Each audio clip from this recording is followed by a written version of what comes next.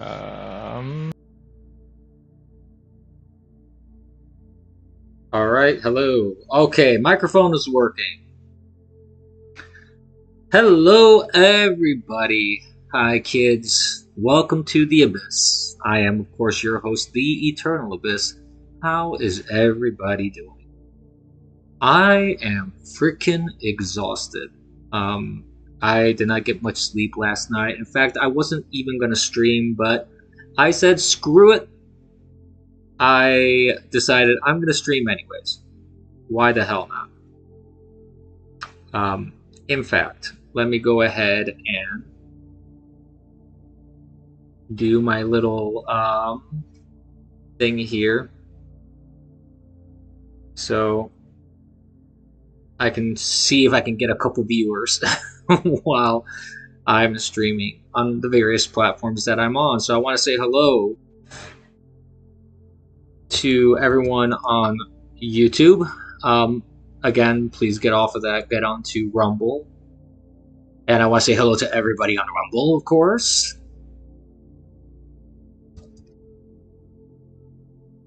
And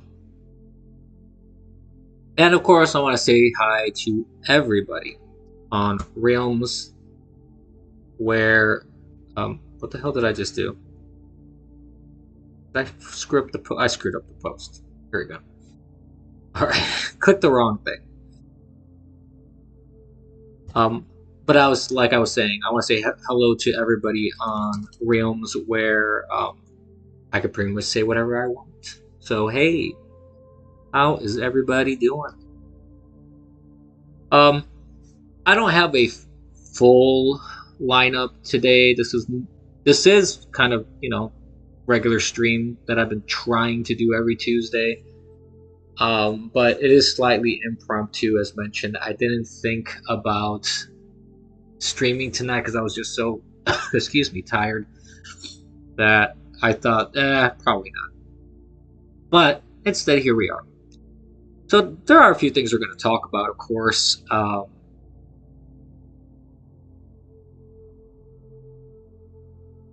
So there's always news to talk about, and we're going to do our final part here. I think it's going to be the conclusion of Gilgamesh. We're going to read through it. So that should be fun. That should be interesting, and then we'll move on to a new thing to read. So we'll do that.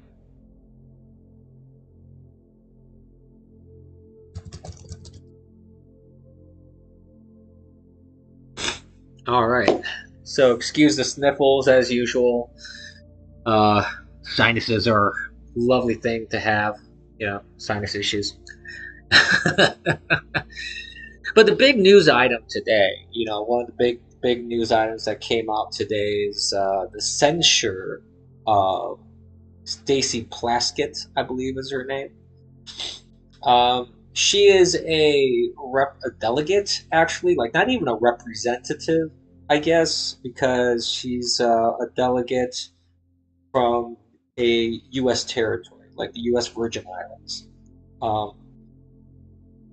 So that's definitely an interesting news item because the reason why she got censured is because back in 2009, was it? So some backstory for those that may not have been following along, or for those that kind of lived under a rock. There was this guy named Jeffrey Epstein, who was a colossal piece of shit, a pedophile, and the Democrats and Bill Clinton and Prince Andrew, all these people were prolifically involved with him, and I'm sure some Republicans too. I didn't see that post. Send the link to me. I'll check it out. I didn't see that post by Roseanne Barr, but like I was saying, I'm sure there are some people on the right that are involved in there too. But and by the way, before I continue, I want to just give a shout out to DukeTube. Thank you for fixing my avatar. I was gonna do some photoshopping and fix it myself because I had that not metal, but I had like that vertical bar going across the arm. YouTube Doom 2 fixed it for me, so thank you, sir. Much appreciated. In between his seething sessions, he fixed that for me. Right? I put together a 300-pound elliptical by myself 2 weeks ago. See? Oh, don't go insane just yet, dude. Come on. It's entertaining. Consider it entertainment. Free entertainment. You don't even have to pay for it. They just send the information to you. You know? Yes. I will be reading the rest of the Epic of Gargamel, yes. That was awesome, by the way. If you missed the last episode of The Abyss, we've been doing these reading sessions of the Epic of Gilgamesh, and we had our chatbot create the Epic of Gargamel, and it was quite epic. So not gonna. Oh wait, wrong computer.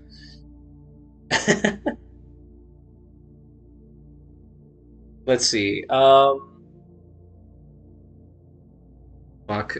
I screwed up the chat. I fucked it up. Fucked it up. There we go. Okay. This is the sentiment that I have heard repeatedly from various pro-Israel American Jews in the past few years. They only support America insofar as we unconditionally support Israel. If that support is withdrawn, they actually cheer for our destruction. So let me put the volume up here, and I'm gonna see if you guys can hear it through my microphone, because I'm playing it on another computer. So give me a second here. Independence too, that we're all separated. Hold on. I don't know that if America's turning on Israel, then America deserves what's going to happen to them for it. It'll be worse for America than Israel. It will, because Israel will just move on to India and other countries, and America will fall. Not just that, the sleeper cells. America will fall, and that's what they want. That is what they want, is that the constitutional republic of the United States for America will fall. But I think Trump sees that America has to be independent of the British Empire too. Mm-hmm. And I think that's Israel's independence too, that we're all separated from that. Yeah. And that's the octopus. And we're all separated from that. Okay.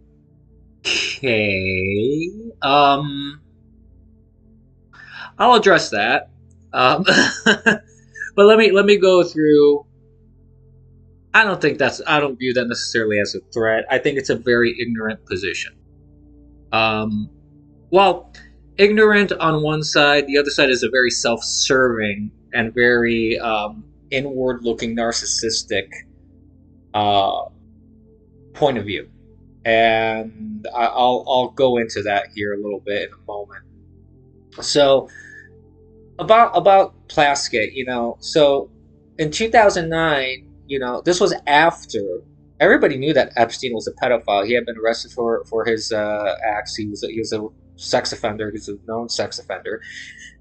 During a hearing, because she was on some committee, I can't remember which committee she's on, but this Plaskett woman was on this committee. Epstein is basically it was a hearing with Cohen, Trump's ex-disgraced attorney.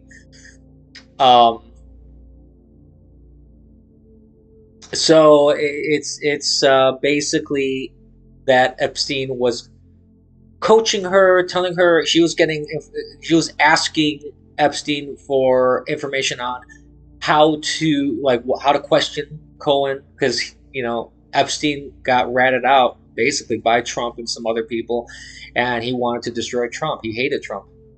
There's emails that have come out that Epstein has said that Trump is a bad man.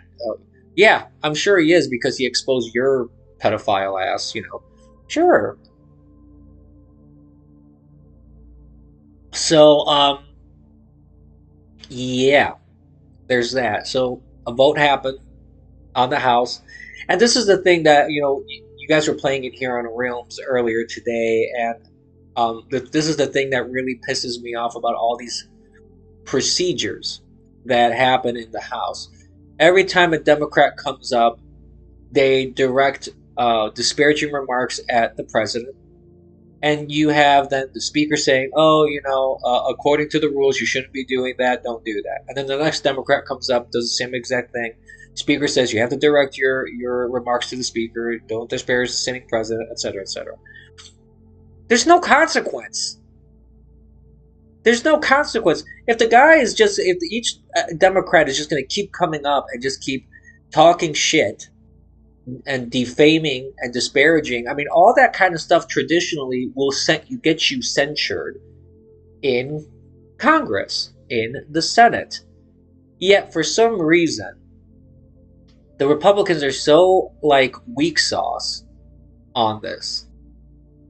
I don't know why they're so weak on enforcing the rules.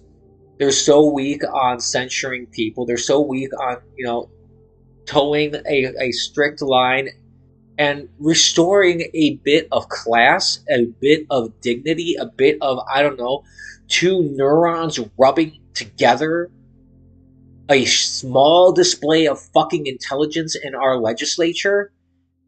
Is that remotely possible, GOP? Is it remotely possible, Speaker Johnson? Majority Leader Thune? Is there any remote possibility of this, that you people will actually show that you have a pair of testicles? Just asking. As an American citizen who pays taxes to pay your people's dumbasses to be out there. Bring the Thunberg! Yeah! So let's address what Roseanne Barr said now in this video, because I didn't want to interrupt one thought to jump to another and then jump back to the Epstein thing. So that's the news item with Plaskett. She got censured, as she should, and hopefully she'll get taken off of these committees, as she should, because that's what the vote was for. So she should be removed while she's being investigated. And then, hey, you know what? I'm a pragmatic guy. I'm a fair guy. If it turns out that it's all, nothing burger, smoke and mirrors, great, put her back. You can put her back on the committees.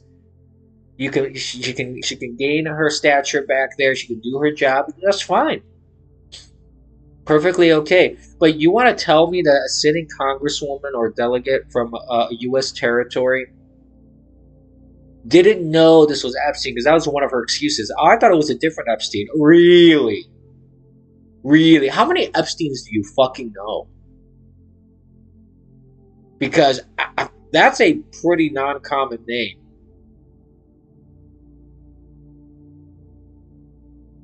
Just saying. And it doesn't matter if she tries to, she tried to move the goalposts, and the Democrats were like, well, she's a good person.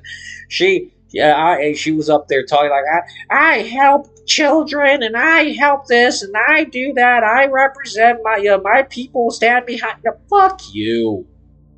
I don't care if you're Mother Teresa. If you're texting a known pedophile, just by sheer association, okay, I'm going to start asking questions. I'm not saying you're a pedo if you hang out with a pedo, but I will start asking questions. I will start wondering, like, I will question your fucking judgment. Excuse me, I almost choked there for a second.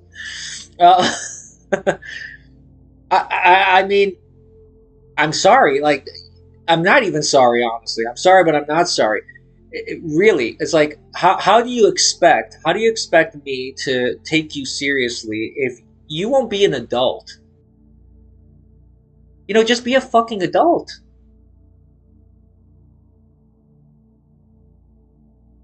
It's not really that complicated. Why is my chat cut off in the video? My chat appears to be cut off here. Hold on, let me see if I can fix that.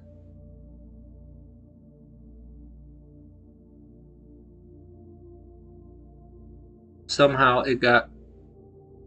Oop, clicked the wrong thing. There you go. Let me see if that fixes it. Yeah, there we go. All right. Um. So yeah, it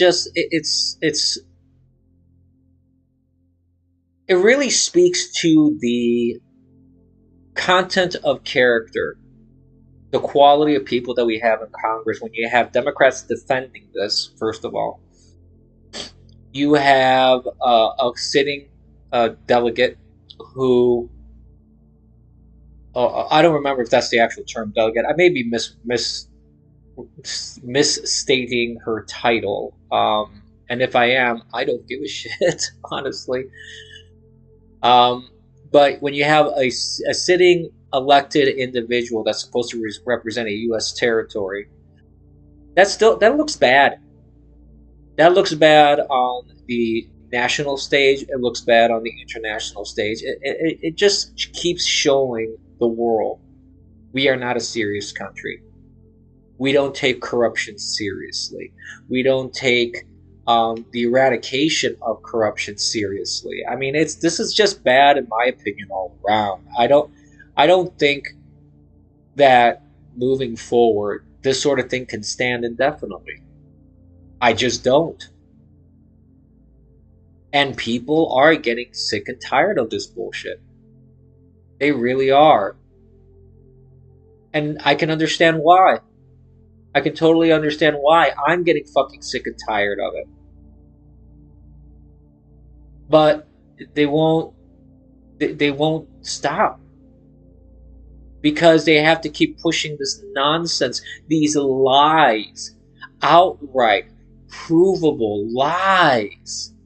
Like Hakeem, like Dollar Store Obama came up there and said a few words because they gave him the floor.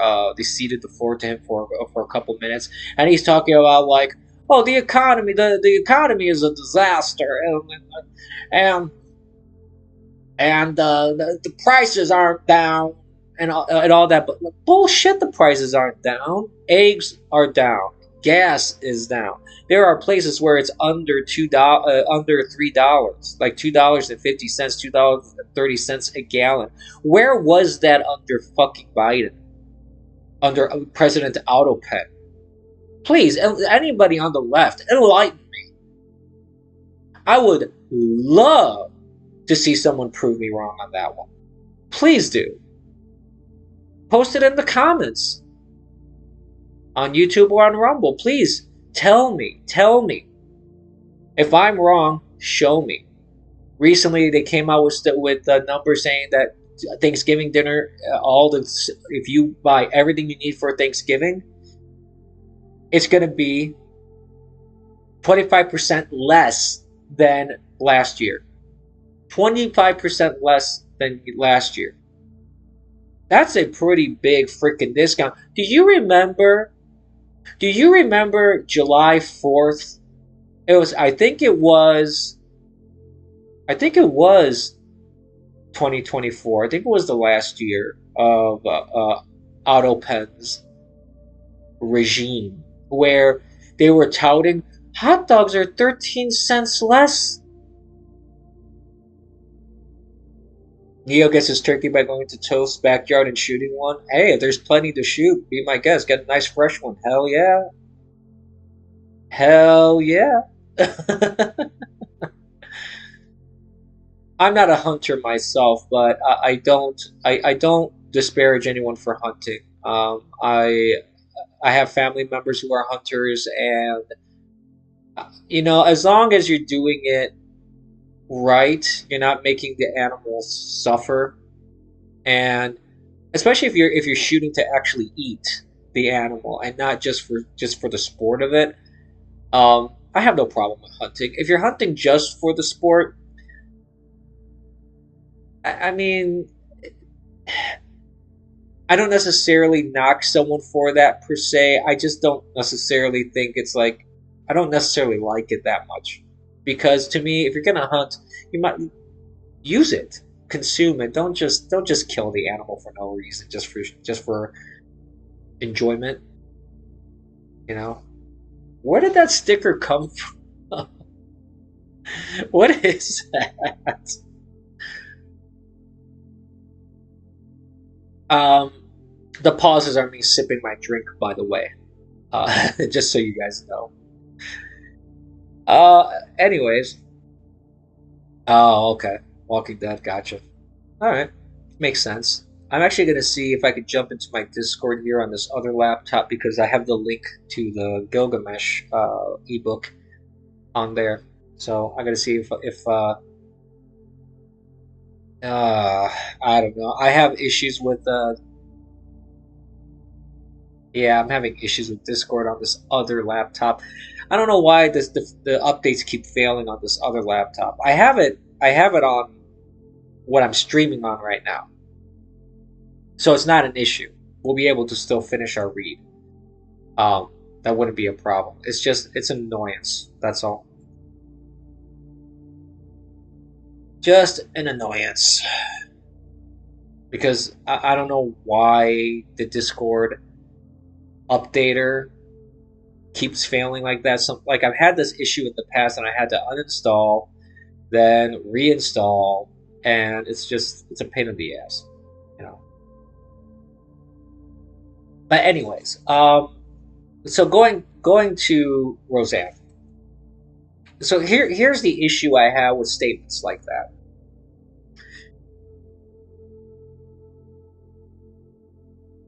This is the premise here. Let me actually put down the foundation of what I'm going to say, why I'm going to say it. We have John Wick playing now. Is that what you're telling me? Ouch. Oh yes, there it is. But that's John Wick 2, isn't that 2? That's 2. Um, but anyways,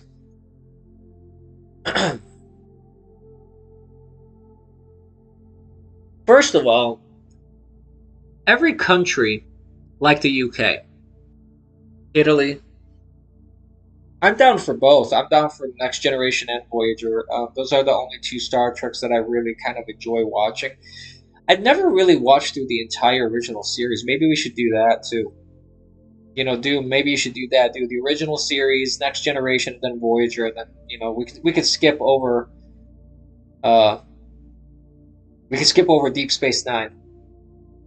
Do it. Do it.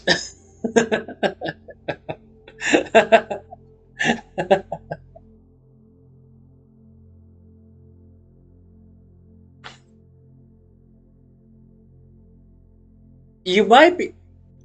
It 600 episodes? I thought the Next Generation was longer. Didn't the Next Generation last longer? I could be wrong. I could be remembering wrong. But you guys are derailing me. Going back to what I'm talking about. This is a tradition in my stream, by the way, for those that may be watching for the first time.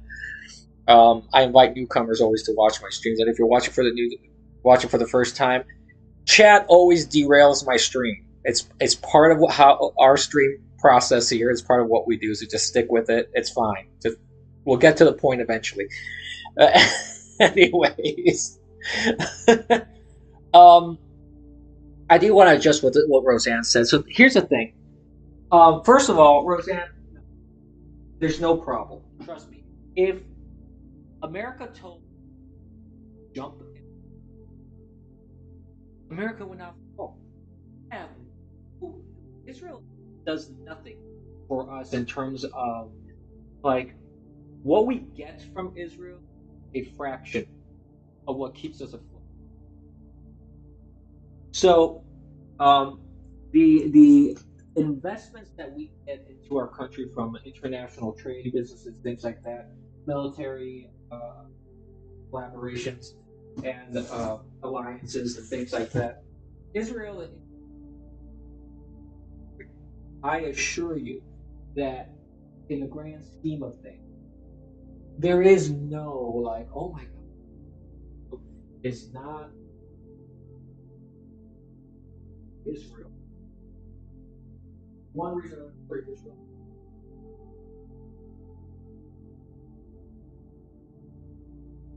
Okay, we're not all of a sudden, our one of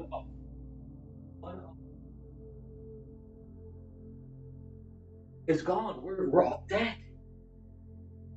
It's like that, remember the G.I. Joe PSAs where you have a guy I think it's called Penciler, where he made remakes of the G.I. Joe PSAs at the end of the G.I. Joe cartoon episodes.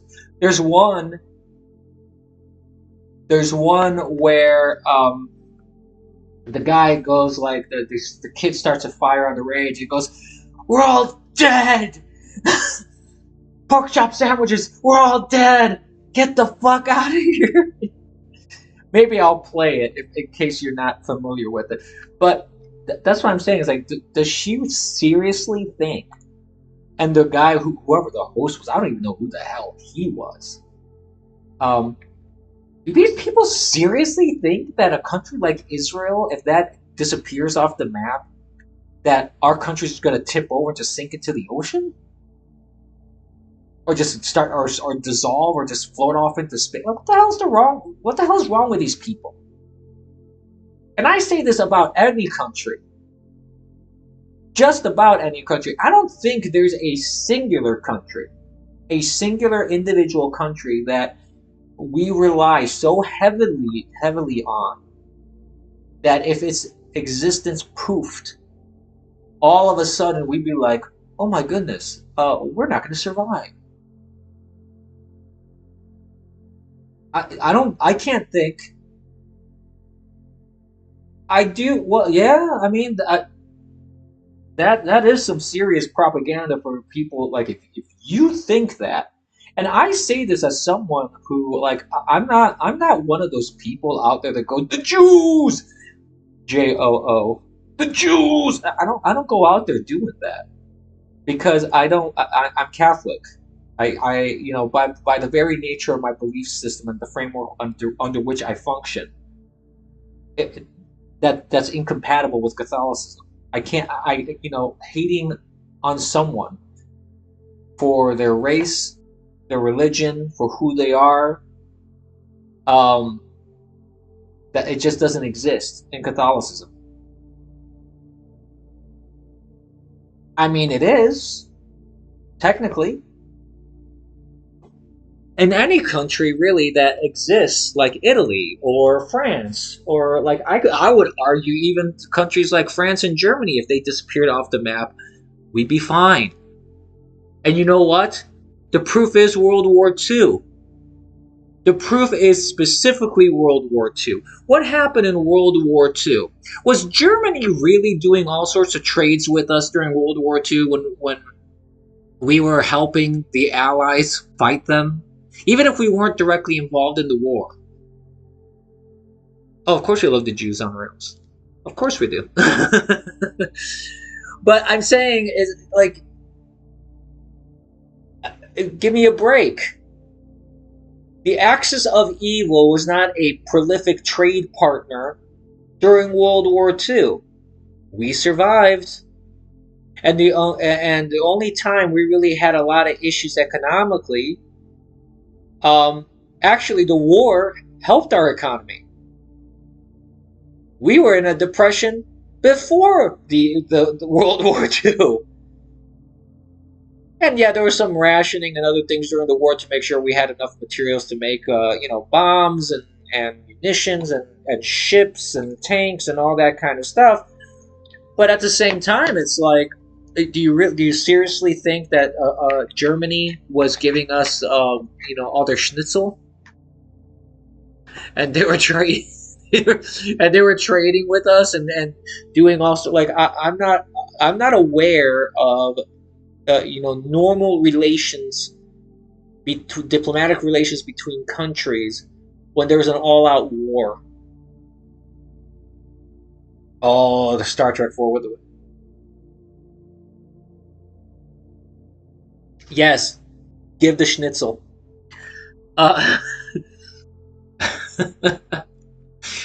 Tasered wants schnitzel.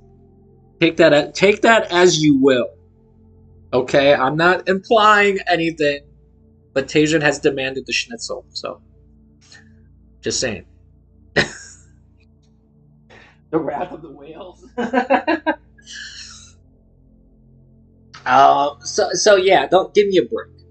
Give me a fucking break. And the German economy, the French economy, I would even argue the Italian economy, which is as everybody knows, is not the greatest economy in the world. I would argue those economies provide more to us in the United States than Israel does.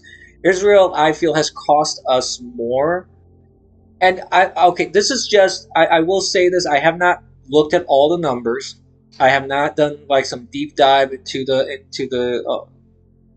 all that, how much money we spend on each country, things like that. So take whatever I'm saying right now with a grain of salt. I will caveat what I'm saying, disclaimer. I could be absolutely wrong in what I'm saying. To my knowledge, though, my understanding is that we spend more money on Israel than, say, Germany. Or, I don't know, Romania. Or, like, give me some other NATO countries, for example. I don't know. Denmark. You know, even the UK. How much money are we spending on the UK for their defense? I don't think we're spending that much on the UK. Oh, well, Ukraine is not part of NATO, first of all, due to. And Ukraine, that whole situation with Ukraine is something separate, which is ridiculous how much money we're spending on Ukraine as well. That is retarded. So that is an example of money that we're just blowing. The Hangler? What's the Hangler? What are you talking about?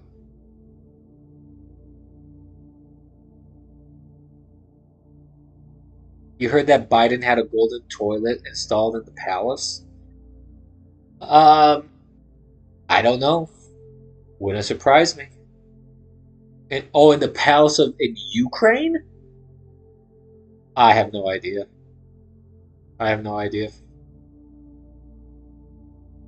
I feel a reference, an inside joke is going over my head on this one. You know.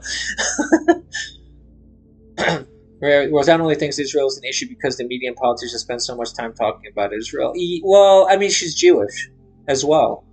So Jews in general are always going to be like, they're going to have this kind of dual. Oh, well, okay, let me actually rephrase that. Most Jews are going to have kind of a dual loyalty. And it seems like non-Europeans kind of have this dual loyalty thing where I mean, let's look at Ilhan Omar. She came here because of her shithole country was torn by like poverty, war, whatever. America gave her all the milk and honey to make her wealthy. She got elected into office. Not only is she wealthy now, she's given power, and she still says, I'm Somalian first. I represent Somalia. That speaks volumes, doesn't it? And a lot of other people that come into our country are like that. I don't know if you guys have ever heard the song by Merle Haggard, The Fight Inside of Me. There's a lyric in the song where he talks about, they love our milk and honey. What's the lyrics exactly? Let me get the lyrics up because I don't want to misquote it here. Let's see, Merle Haggard, Fighting Side of Me lyrics.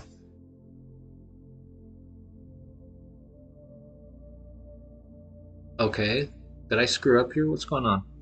Oh, for fuck's sake, I typed on the wrong computer again. I have two computers and two keyboards in front of me, so I keep fucking it up.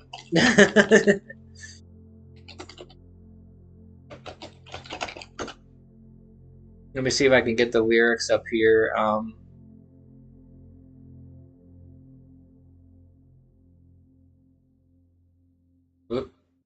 No, that's not what I was looking for. There we go. So there's a part of the song that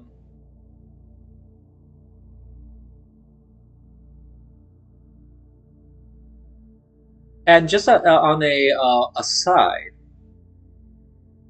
I actually have the vinyl album of this song. Like the song is on a vinyl album. Here we go. It's in the second verse. He goes, I read about some squirrely guy who claims they just don't believe in fighting, and I wonder just how long the rest of us can count on being free. They love our milk and honey, but they preach about some other way of living.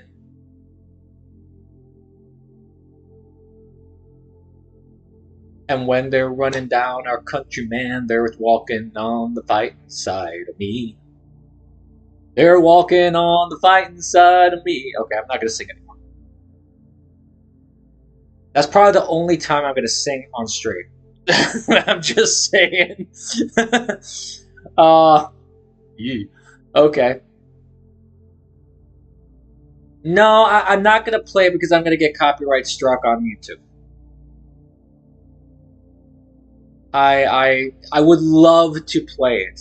Trust me, if it was not for YouTube, Aquafresh. I don't know why that's making me laugh so hard.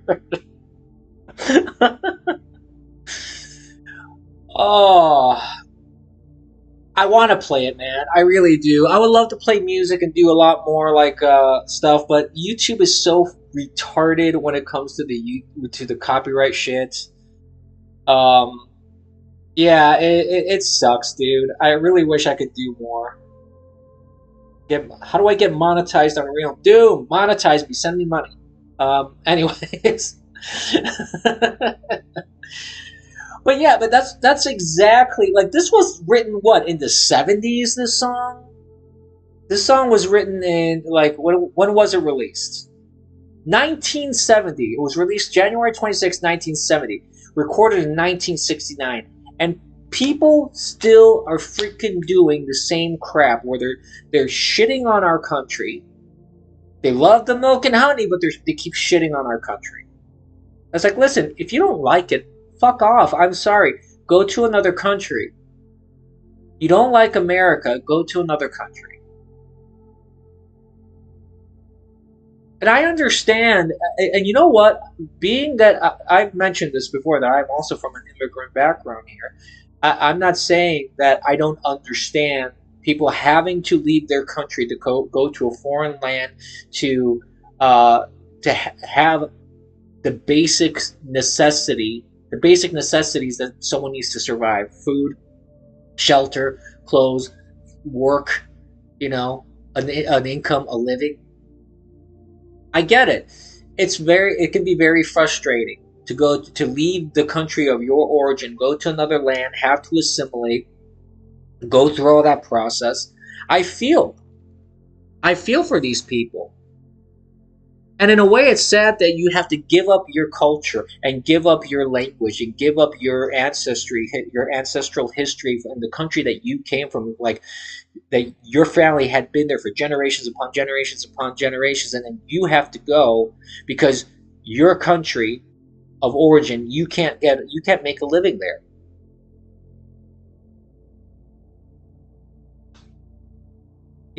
So I understand why someone from another country coming to the United States may harbor such feelings.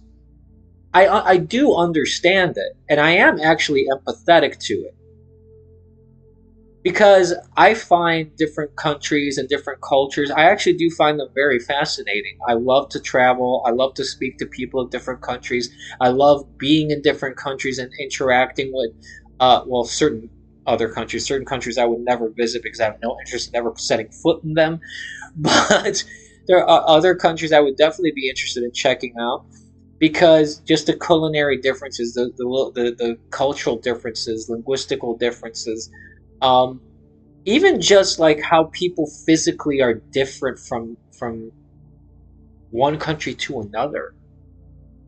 Like, if you go even within Europe, like we're not even talking about India versus Japan versus Argentina versus New Zealand, things like that. I'm not even talking about such drastic differences. I'm even talking about just within the European world, for example, where if you go to Germany and then you go to Spain and you go to Italy and you go to like Portugal or the Azores Islands, or you go to the south of France, or you go to the north of France, or you go to the UK, Denmark, Norway, things like that. There's a huge wide variety of differences in just people, how the average height, hair colors, just different structures, just physically different.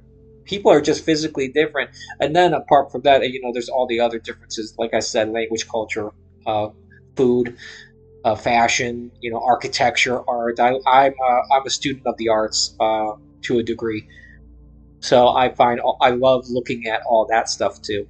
All the how buildings are built, how artwork, and things like that. So I'm not the kind of person that's like, oh, um, you're a foreigner and fuck off. I'm not that kind of person.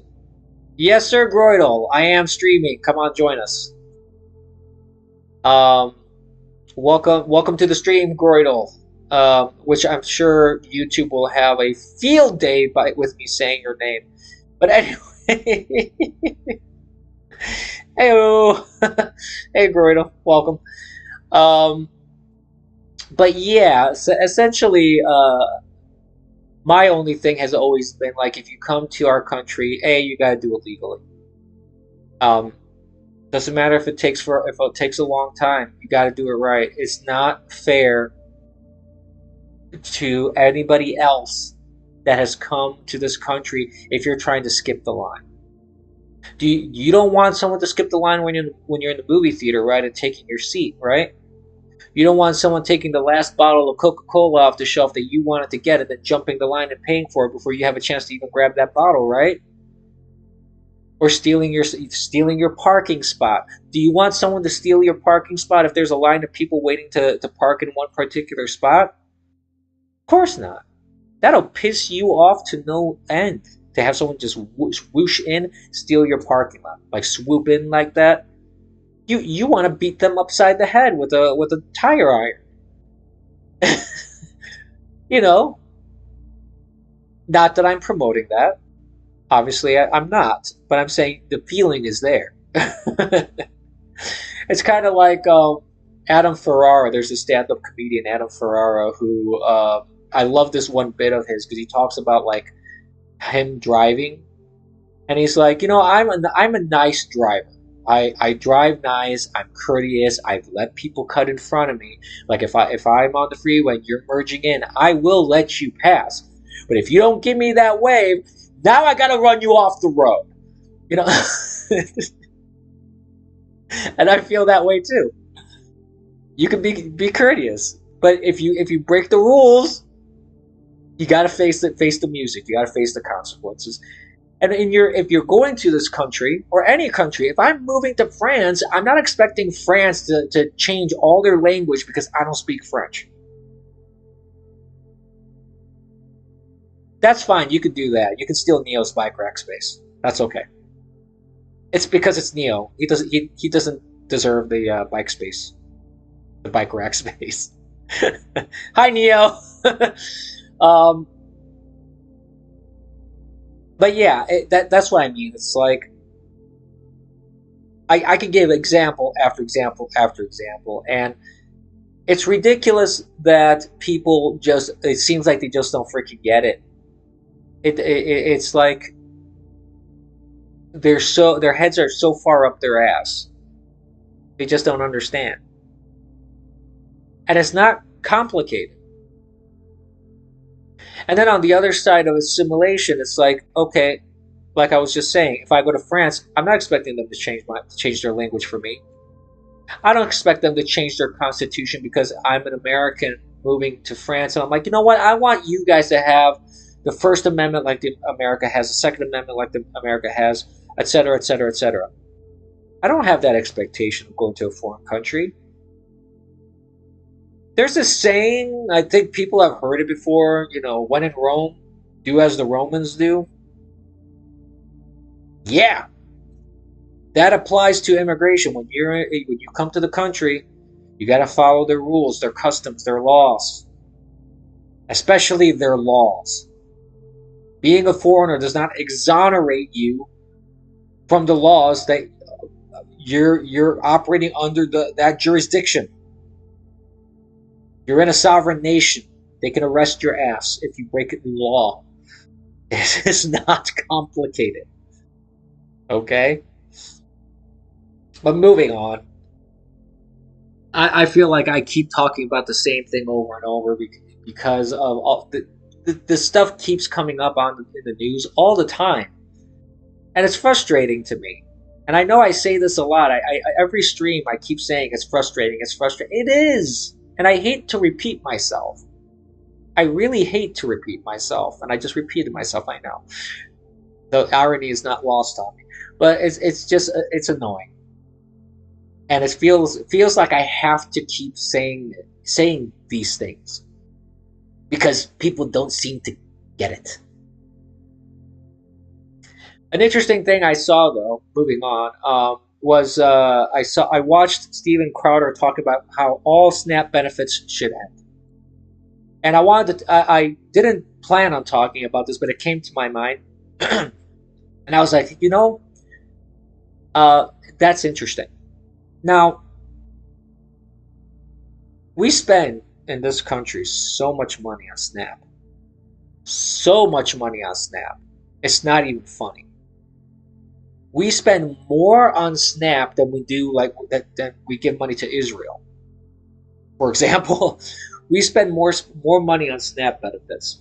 Now, there are a small percentage of people that do genuinely need it. Gotta feed them kids the bus, yep. I don't have kids though. So I don't have anybody to feed except for myself. And they mammy. The baby mama. You gotta feed the baby mama.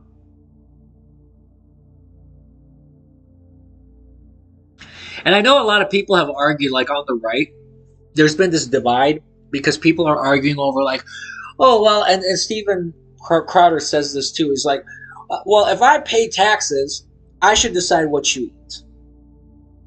Yes, I can understand the sentiment. I kind of feel the same way too. However, here's the caveat for that. I have a problem with that, and this is the problem that I have. When Bloomberg was mayor of New York City, he wanted to force people to not drink big gulps. He wanted to raise taxes on soft drinks because he wanted people to eat healthier. And I, along with other conservatives, but I remember myself, I was vehemently against that. Because the government should not be coming to me and saying, oh, you want a big gulp? No, and just slap it out of my hand. Oh, you want a candy bar? No, and slap it out of my hand. I don't think the government has a place there. I mean, I'm supposed to be in one of the freest country in the world. I'm supposed to be free to make my choices and self-determination, right? So on one side, I don't believe that government. Well, I'm supposed to be free, dude. I didn't say I was 100% free. I'm supposed to be, in theory.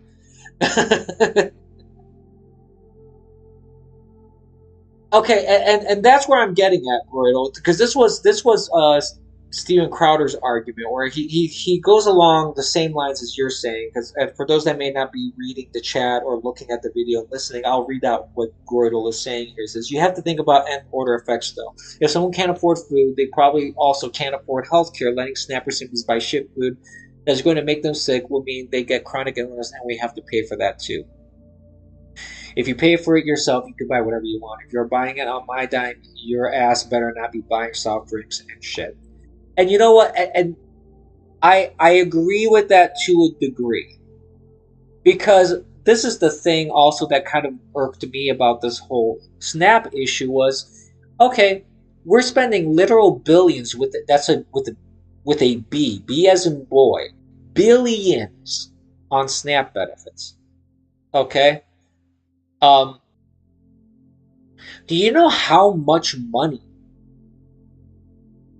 the junk food industry is making? Basically, just these businesses will never go under because they are sucking on the government teat.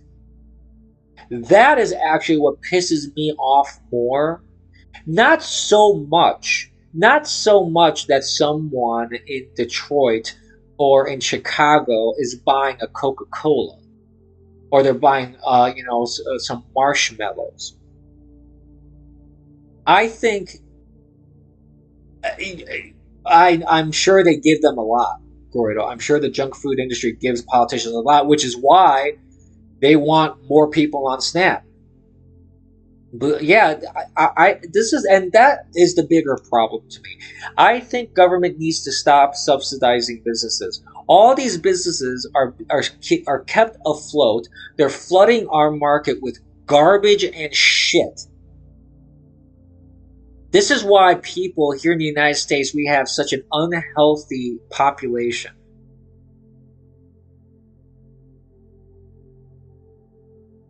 Because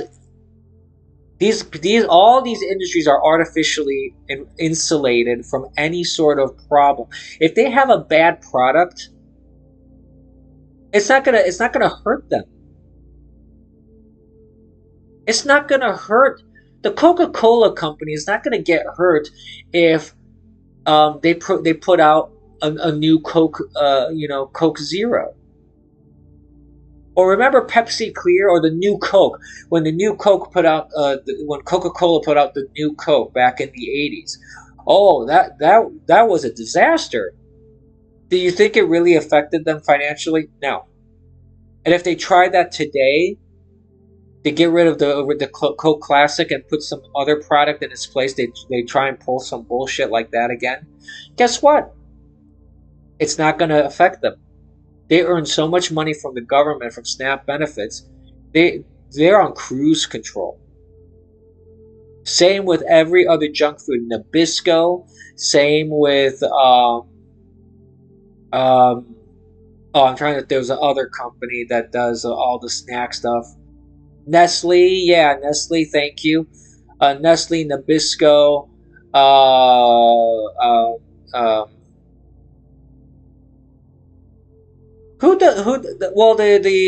well, Johnson and Johnson.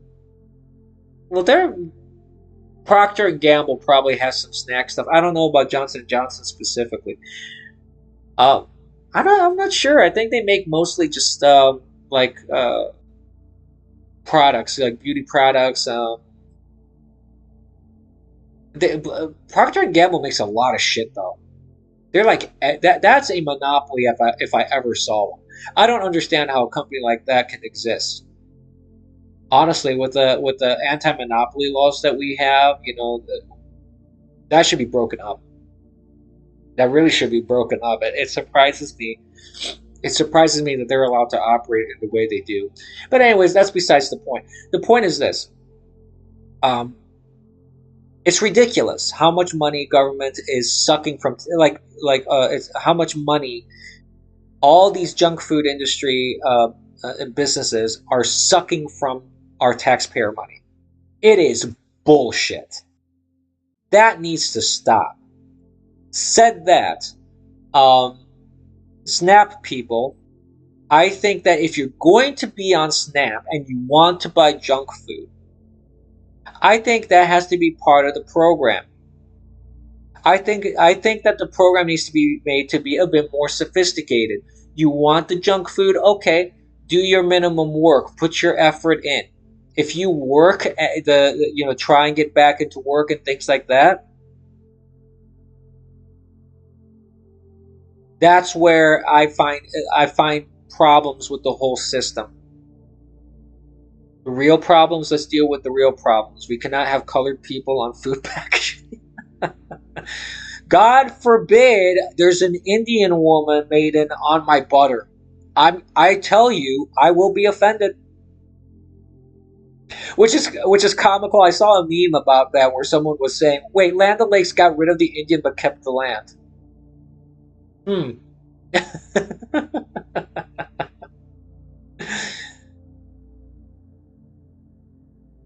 Yeah. It- oh, Aunt Jemima. God, Aunt Jemima. Yeah. Uncle Ben.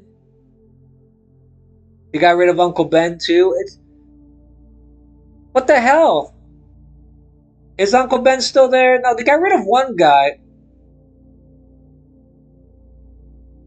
They got rid of one guy, one black dude on packaging. I can't remember which one. I'm pretty sure it was Uncle Ben. Yeah, the brand is still Uncle Ben, but they got rid of the actual dude. Yep, it's over, Doom Tube. You can commence your seething again.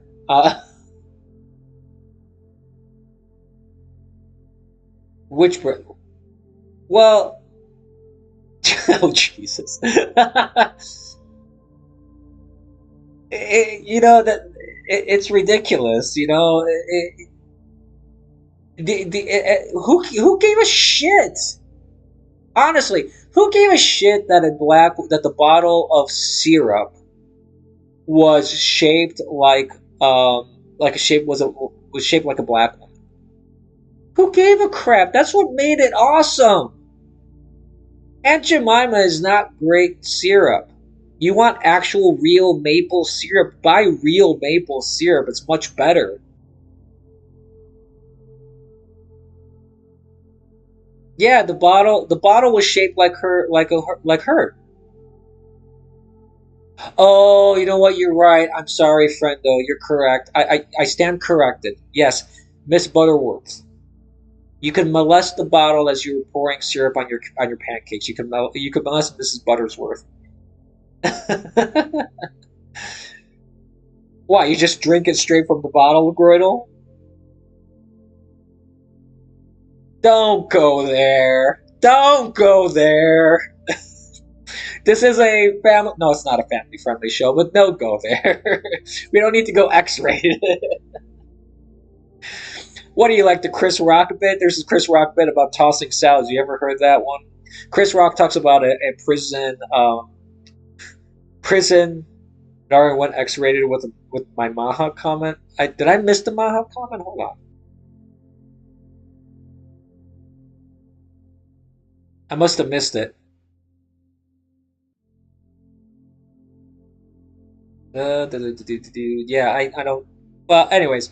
Oh, here we go. I wish that Maha champion wasn't a dude who got throat cancer from eating too much. That's wait. I thought that was like Michael Douglas got throat cancer from eating pussy.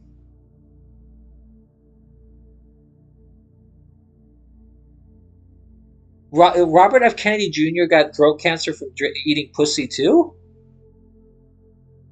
What is this? An epidemic?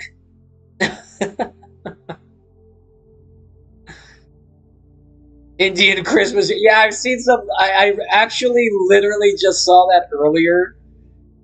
It's the funniest shit I've ever seen in my life. Indian Christmas music. Oh my god. It's a pussy eating epidemic, yes. Yes, it is. Um, yes, Sar. Hilarious. It is. That dude, Indian Christmas music is the funniest shit I have heard in a long time. I'm not kidding. I saw clips of it because people were posting it on X. I was literally laughing so hard I almost fell off my chair. It was really good. It was good. It's good, but not good in the way you would think.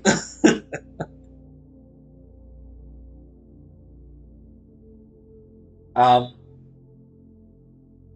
but yeah, it's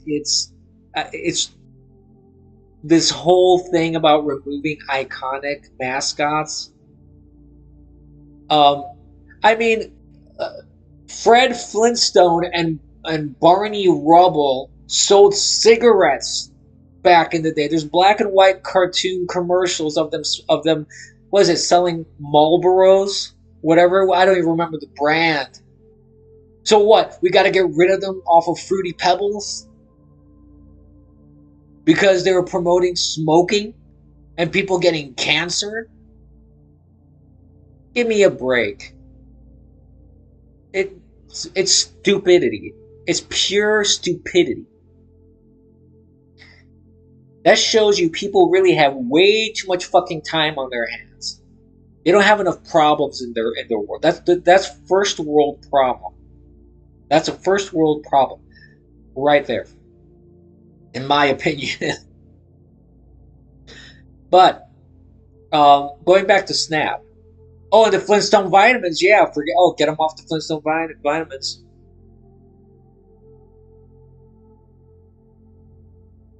Smoke a Winston while I don't smoke. But going back to the SNAP benefit thing for a moment, the big thing for me about the SNAP benefits is that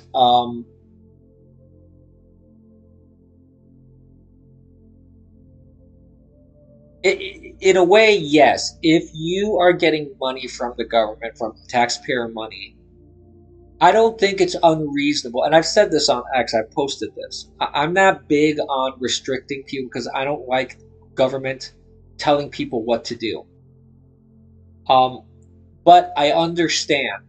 I do understand that if the government is giving you money and you're becoming a burden on the taxpayer for multiple reasons. Burden because we're feeding you.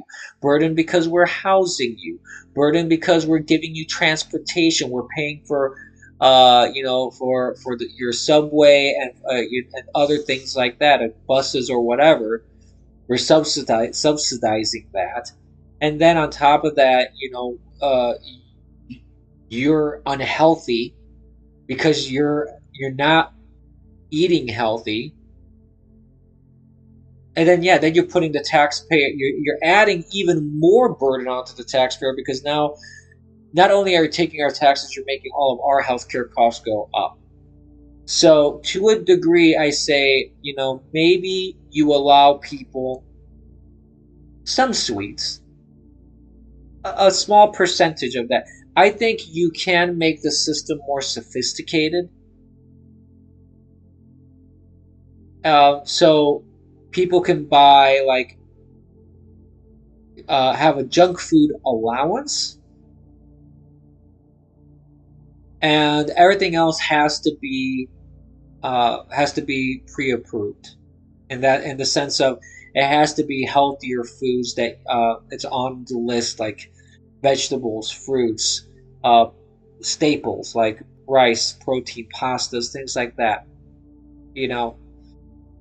I do think that there should be restrictions, as well as a program to try and get people off of SNAP. Billions of dollars should not be spent on SNAP. We should not be subsidizing so many people. We should be assisting people that need it, helping them get off of it, and putting them in a position where they can work, they can care for their kids, they can afford to buy food, to buy homes, to buy transportation without having to rely on the government. The ideal situation is to get off that shit, not to stay on it. But people stay on it definitely because they're like, well, I'm on it, boom. And people lie all the time to get on it too. There are scammers, there are these people that are just abusing these programs left and right. You even have people on TikTok bragging about how they lied and offering courses to coach people on how to lie to get SNAP benefits. This was a thing. I'm not fucking kidding. I wish I was, but I'm not. I'm really not. And instead of worrying about that, what do people do? Oh, they create another hoax. They do another bullshit, because they want to attack Trump. Because the Epstein thing isn't working. So this is the latest thing. Have you heard about this? That Trump was said to a reporter sing-songingly, "Quiet, quiet, Peggy." And everybody's like, oh, he called her Piggy. He called her a pig. He called her pig. No, he did not. Listen to the video. He said Peggy. Knock it off. He doesn't go around. See, this is the thing. I don't know. I don't think she is fat. That's the thing. Now, here's the thing. Trump does have a more blue-collar method way of communicating. Okay? He doesn't have this silver tongue. Oh, God. He doesn't have this silver tongue, the kind of politician polished speech where they say a lot of words and they're really not saying anything, but they can speak for an hour without saying a single meaningful substantive thing.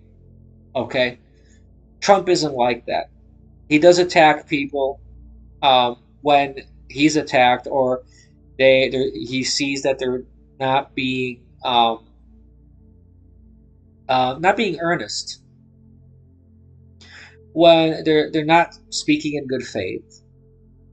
Yeah, he will call them out. He will punch back. He punches back a lot. For sure. So said that, if he's telling he doesn't just go out of his way and say, "Oh, you're a pig." I'm in a decade of him being hyper focused on. Do you know how many opportunities he could have had to say something like that? Exactly, who gives a shit anyway? Let's say he did say that. He's had ample opportunity. And he's never gone in that direction. Now, all of a sudden, he's going to say that? It's bullshit. It's bullshit. And then on top of that, there's video, just like the Very Fine People hoax. That could be an account feature on News. If you ever post the same thing twice, your account is deleted. That would be kind of funny, to be honest with you.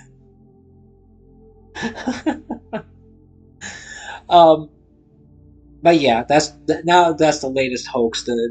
They're saying that Trump called this person a piggy, and it's just so fucking stupid. Yeah, call a cop a pig is fine. Call a woman a cop a pig, fine. Call a woman journalist a pig. Oh, it's the end of the world. Yeah, I know, it's stupid. It's fucking stupid. It's desperation of the left and of the media. They're doing anything they can just to try and drag Trump through the mud. They're trying to distract from everything that he's doing. It's all theater. It's all bullshit. It's all nonsense. It's shit. It's all nonsense. Don't believe it for one fucking second that he said piggy. People can look at the video and see that it's all bullshit. Trump is going to make Vivek lose Ohio. Not going to lie, that would be kind of funny. If Vivek loses Ohio, because Vivek really he's well spoken enough that he could win Ohio. Oh goodness.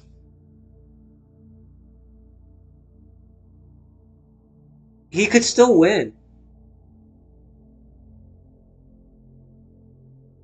Yeah, I'm sure there are a lot, but I mean, I don't think that's the only deciding factor for Ohio. If there's a lot of people from India like him, or of Indian descent, I think that he had a pretty good following during the primary. Yeah, the problem, and I think that's the problem that he has. The problem that he has is that he mirrors a lot of what Obama was doing. He acts in a very similar way. He speaks in a certain way. It's pop. It's not soda. Yeah, the whole H1B thing. That that was a huge misstep. Yeah, that's the thing. That it's him. That's what I'm talking about. It's like he has no real reason to lose Ohio. If he loses Ohio, it's all on him. All on him. He is the sole person to blame. That's it. There's nothing more beyond that.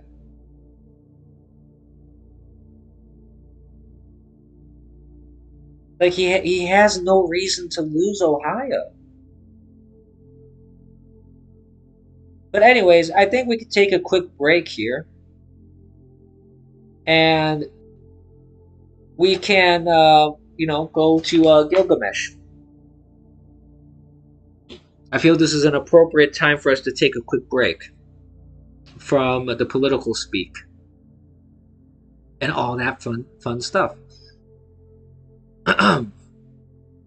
Look, don't want to do that. There you go. Here we go. Nice comfy break for reading the Epic of Gilgamesh. So we had gone through. Oh, I gotta get to the right spot here. Give me a second. All right. We had gone through the first two parts, and I think there's only one part left. Hold on. I think I went too far. Let's see. Yes, part 3. I think there's only 3 parts to this, right?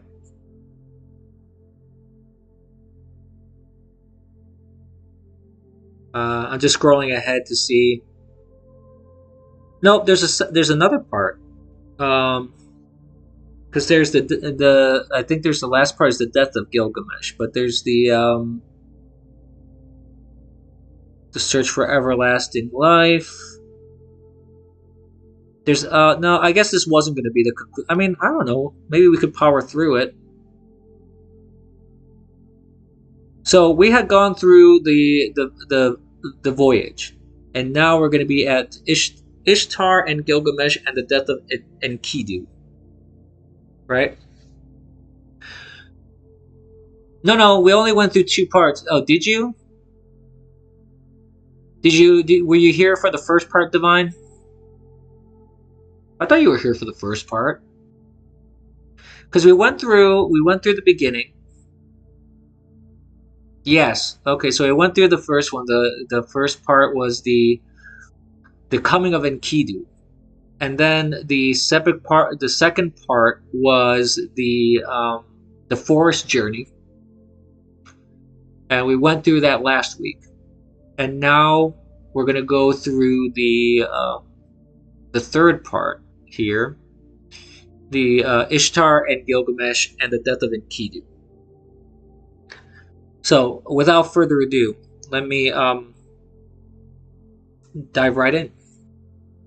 So, Gilgamesh washed out his long locks and cleaned his weapons. He flung back his hair from his shoulders.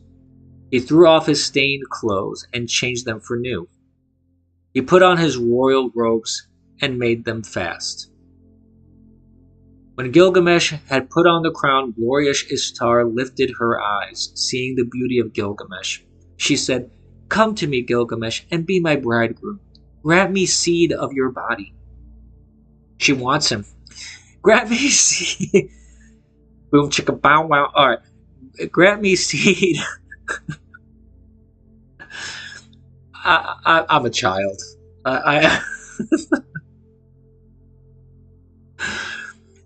Grant me seed of your body. Let me be your bride, and you shall be my husband.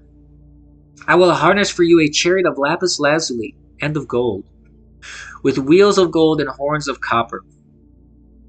And you shall have mighty demons of the storm for draft mules. When you enter our house in the fragrance of cedar wood, threshold and throne will kiss your feet. Kings, rulers, and princes will bow down before you. They shall bring you tribute from the mountains and the plains. Your ewes shall drop twins, and your goats triplets. Your pack ass shall outrun mules. Your oxen shall have no rivals, and your chariot horses shall be famous far off for their swiftness. Gilgamesh opened his mouth and answered glorious Ishtar, If I take you in marriage, what gifts can I give in return? What ointments and clothing for your body? I would gladly give you bread and all sorts of food fit for a god. I would give you wine to drink fit for a queen. I would pour out barley to stuff your granary. But as for making you my wife, that I will not. How would it go with me?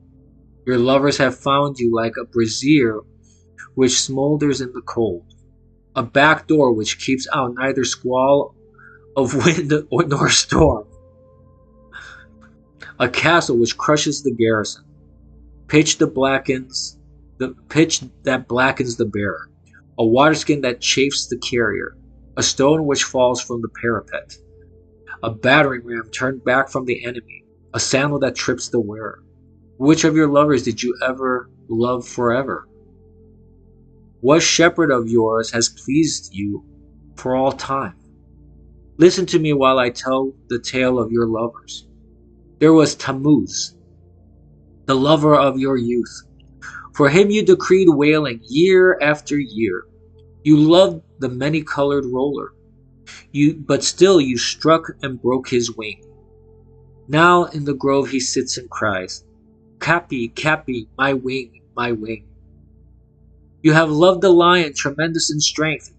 7 pits you dug for him, and 7. You have loved the stallion, magnificent in battle, and for him you decreed whip and spur and the thong, to gallop 7 leagues by force, and to muddy the water before he drinks.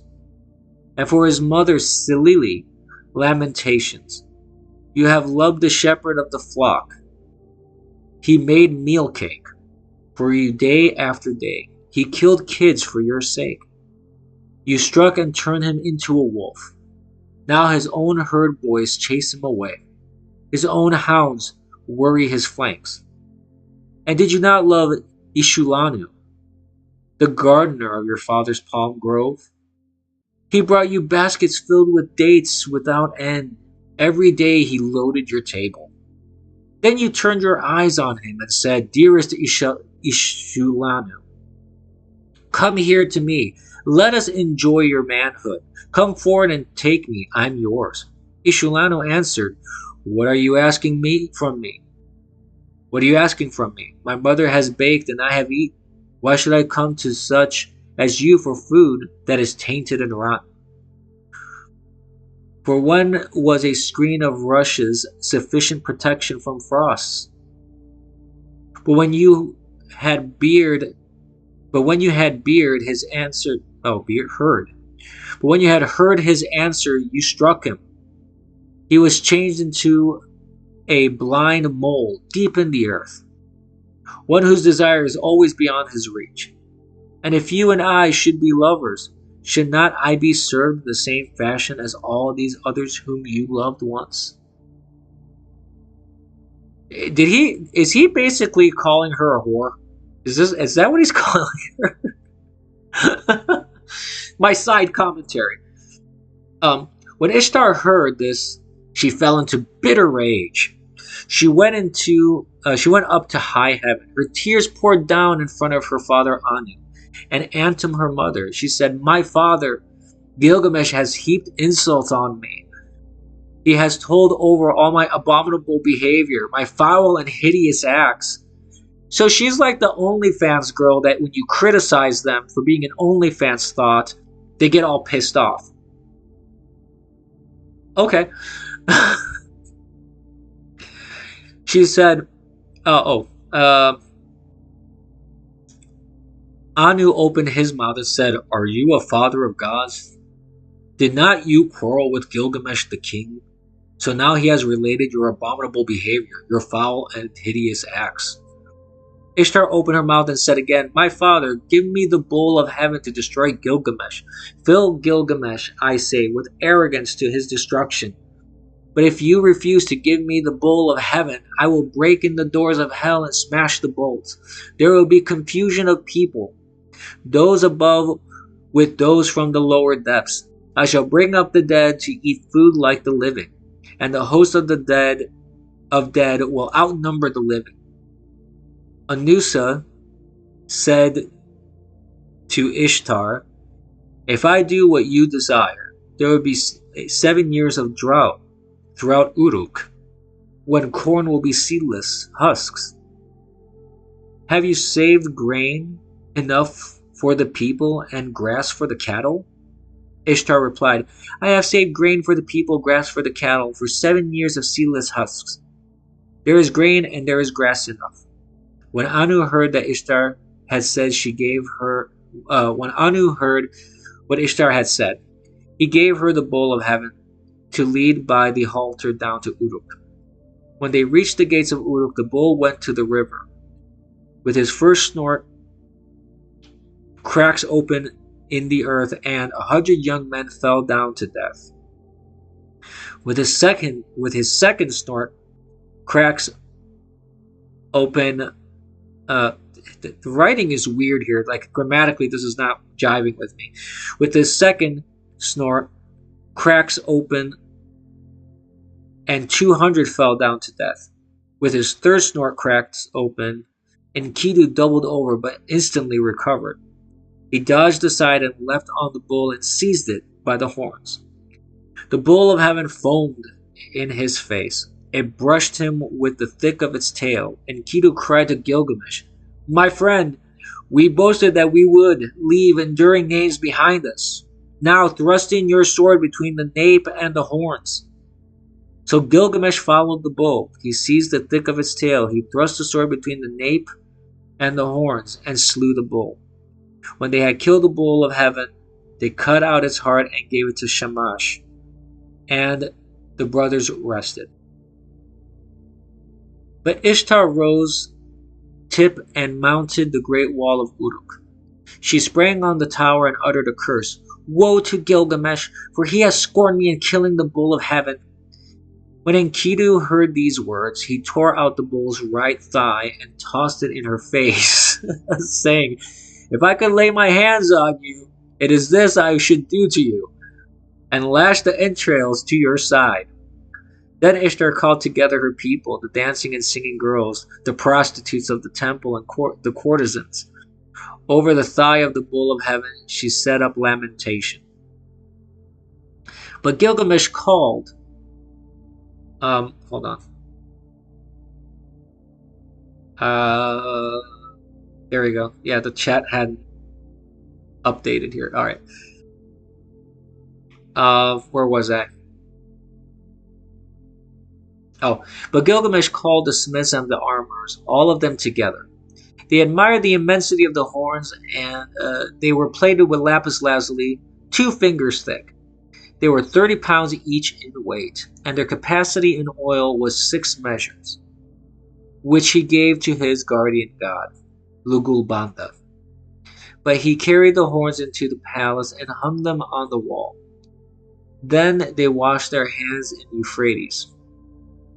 They embraced each other and went away. They drove through the streets of Uruk, where the heroes were gathered to see them, and Gilgamesh called to the singing girls, "Who is most glorious of the heroes? Who is most eminent among men?" "Gilgamesh is the most glorious of heroes. Gilgamesh is the most eminent of men."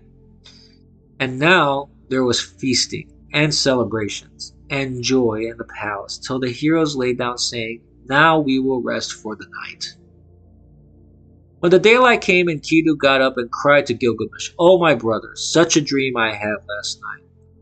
Anu, Enlil, Ea, and heavenly Shamash took counsel together, and Anu said to Enlil, "Because they have killed the bull of heaven, and because they have killed Humbaba, who guarded the cedar mountain, one of the 2 must die." Then glorious Shamash answered the hero Enlil, "It was by your command they killed the bull of heaven." and killed Humbaba. And must Enkidu die although innocent? Enlil flung around in rage at glorious Shamash. You dare to say this? You who went about with them every day like one of themselves? So Enkidu lay stretched out before Gilgamesh. His tears ran down in streams, and he said to Gilgamesh, O my brother, so dear as you are to me, brother, yet they will take me from you. Again he said, I must sit down on the threshold of the dead, and never again will I see my dear brother with my eyes. While Enkidu lay alone in his sickness, he cursed the gate as though it was living flesh. You there, wood of the gate, dull and insensible, witless, I searched for you over 20 leagues until I saw the towering cedar. There is no wood like you in our land, 72 cubits high and 24 wide. The pivot and the ferrule and the jambs are perfect. A master craftsman from Nippur has made you. But oh, if I had known the conclusion, if I had known that this was all that good that would come of it, I would have raised the axe and split you into little pieces, and set up here a gate of wattle instead. Ah, if only some future king had brought you here, or some god had fashioned you.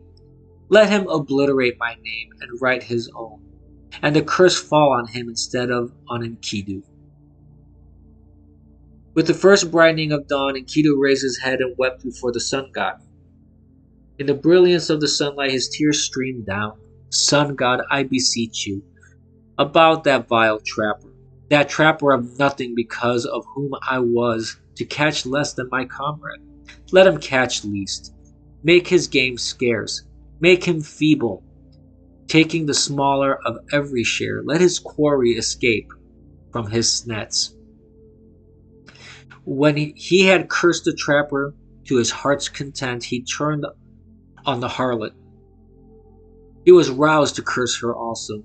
As for you, woman, with a great curse, I curse you. I will promise you a destiny to all eternity. My curse shall come on you, soon and sudden. You shall be without a roof for your commerce, for you shall not keep house with other girls in the tavern, but do your business in places fouled by the vomit of the drunkard. Your hire will be potter's earth. Your thievings will be flung into the hovel.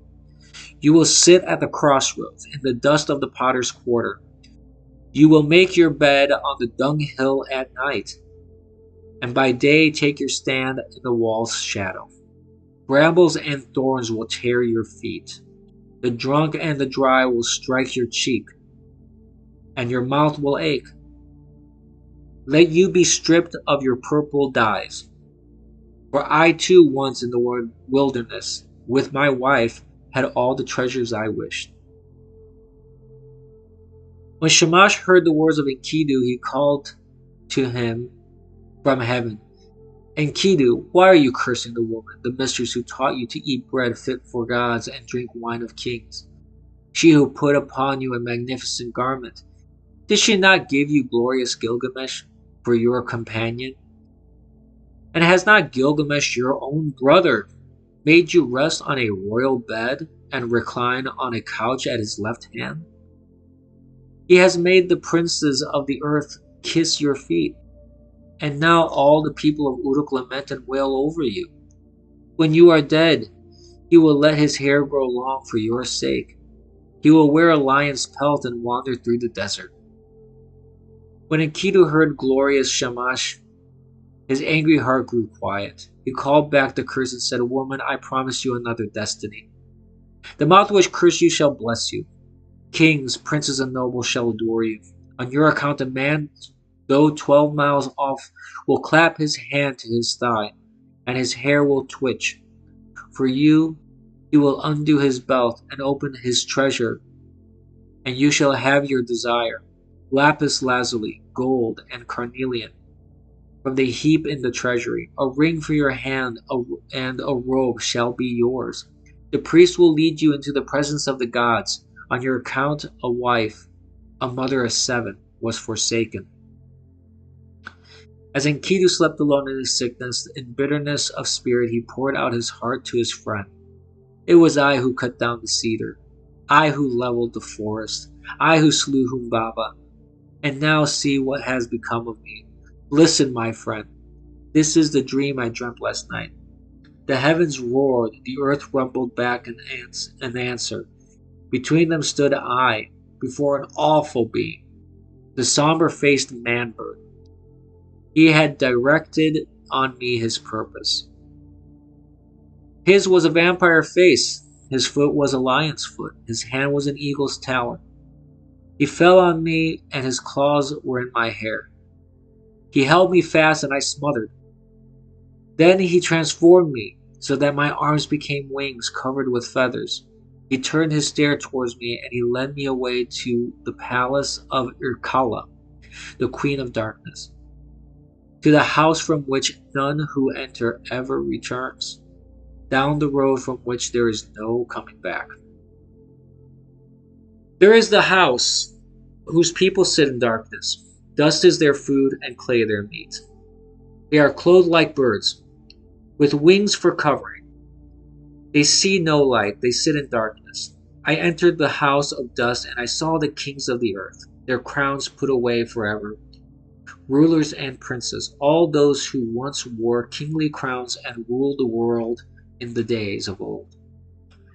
They who had stood in the palace of the gods like An and Enlil, stood now like servants to fetch baked meats in the house of dust, to carry cooked meat and cold water from the waterskins.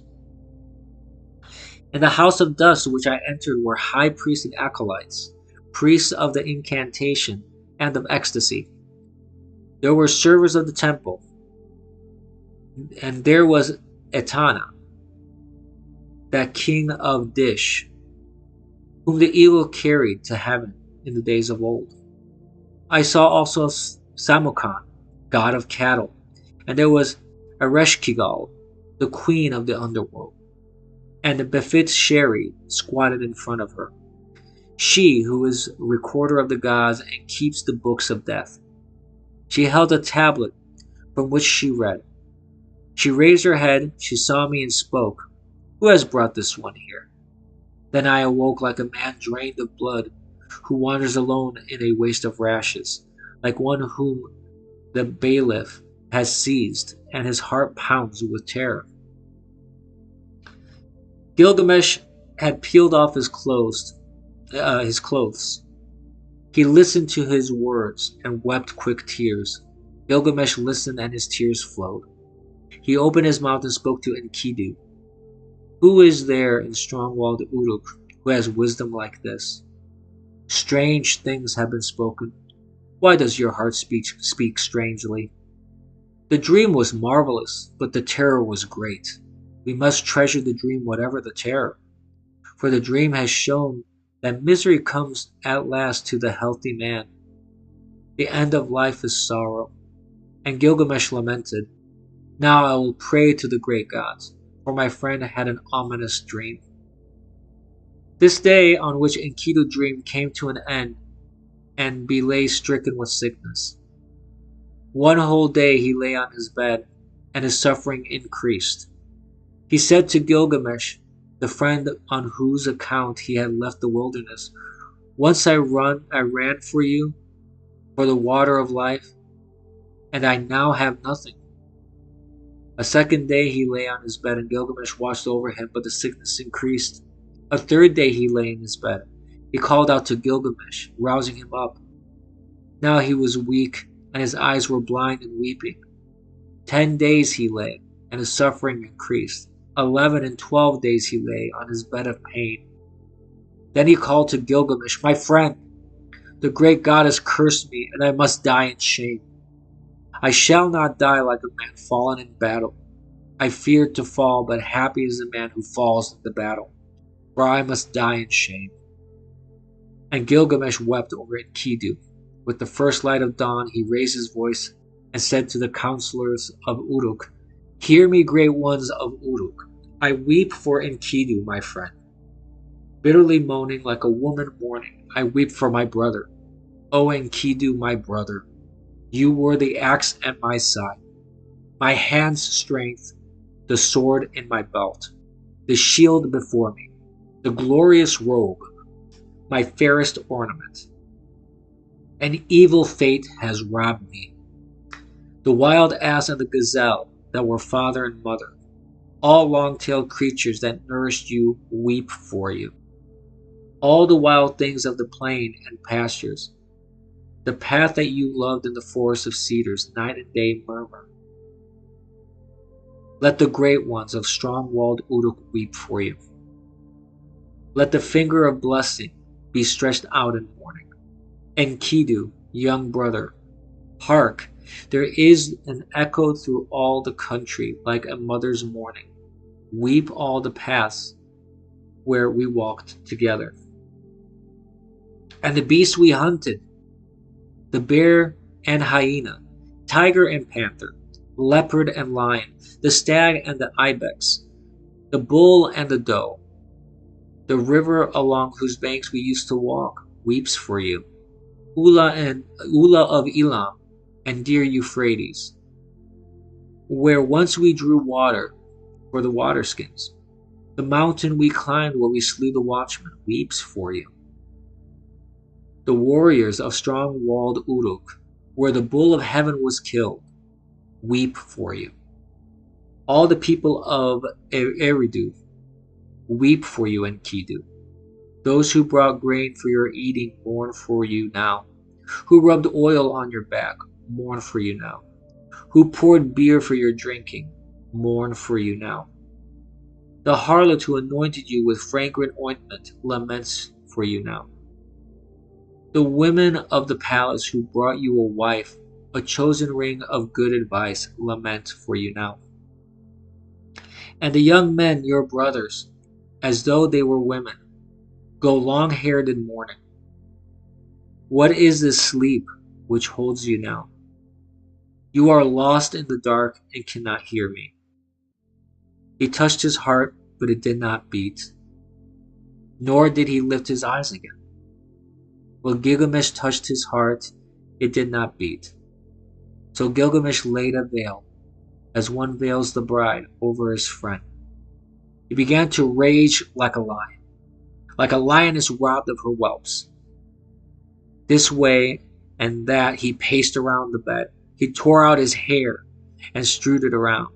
He dragged of his splendid robes and flung them down as though they were abominations. In the first light of dawn, Gilgamesh cried out, I made you rest on a royal bed. You recline on a couch at my left hand. The princes of the earth kissed your feet. I will cause all the people of Uruk to weep over you and raise the dirge of the dead. The joyful people will stoop with sorrow, and when you have gone to the earth, I will let my hair grow long for your sake. I will wander through the wilderness in the skin of a lion. The next day, also, in the first light, Gilgamesh lamented. 7 days and 7 nights he wept for Enkidu, until the worm fastened on him. Only then he gave him up to the earth. For the Anunnaki, the judges, had seized him. Then Gilgamesh issued a proclamation through the land. He summoned them all, the coppersmiths, the goldsmiths, the stone workers, and commanded them, make a statue of my friend.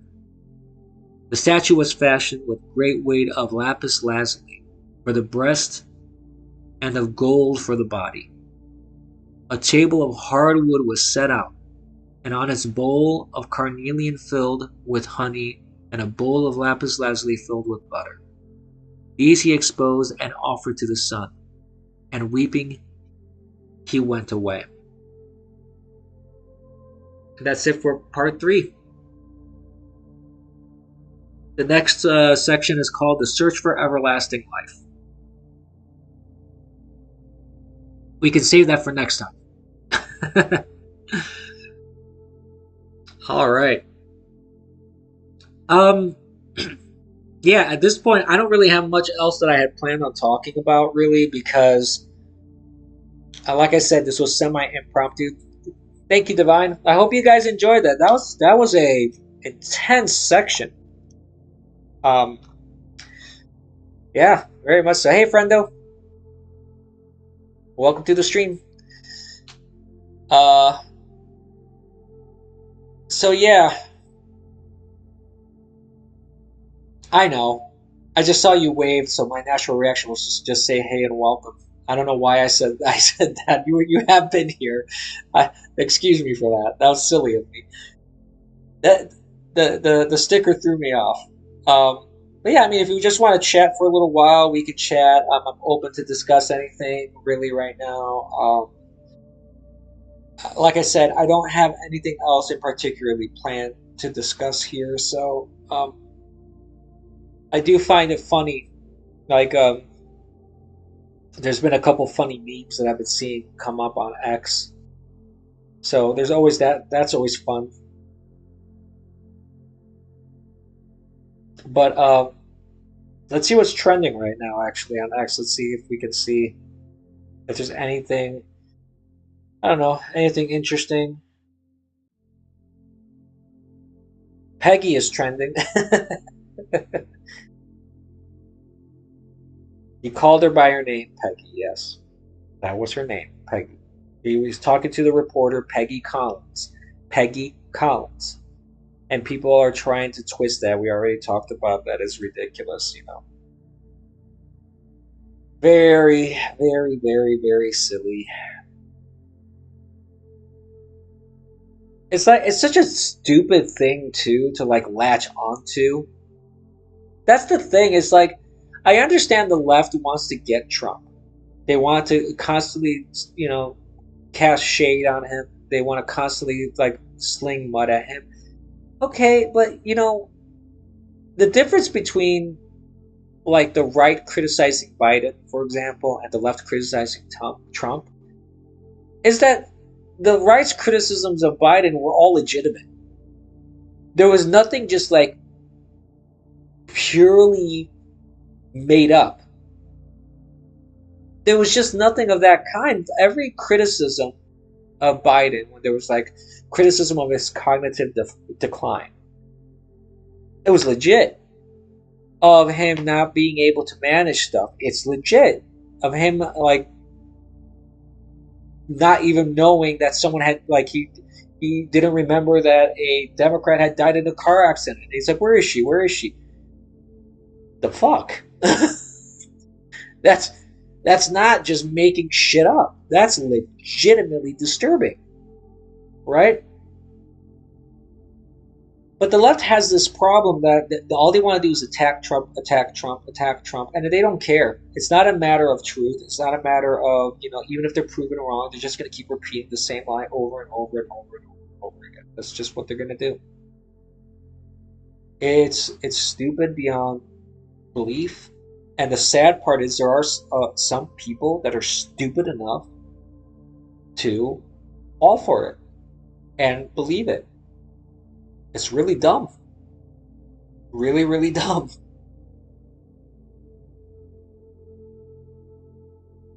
He also had, Trump also had some other foreign visitors, like some world leaders. Did he have some Arabic guy come in? I can't remember.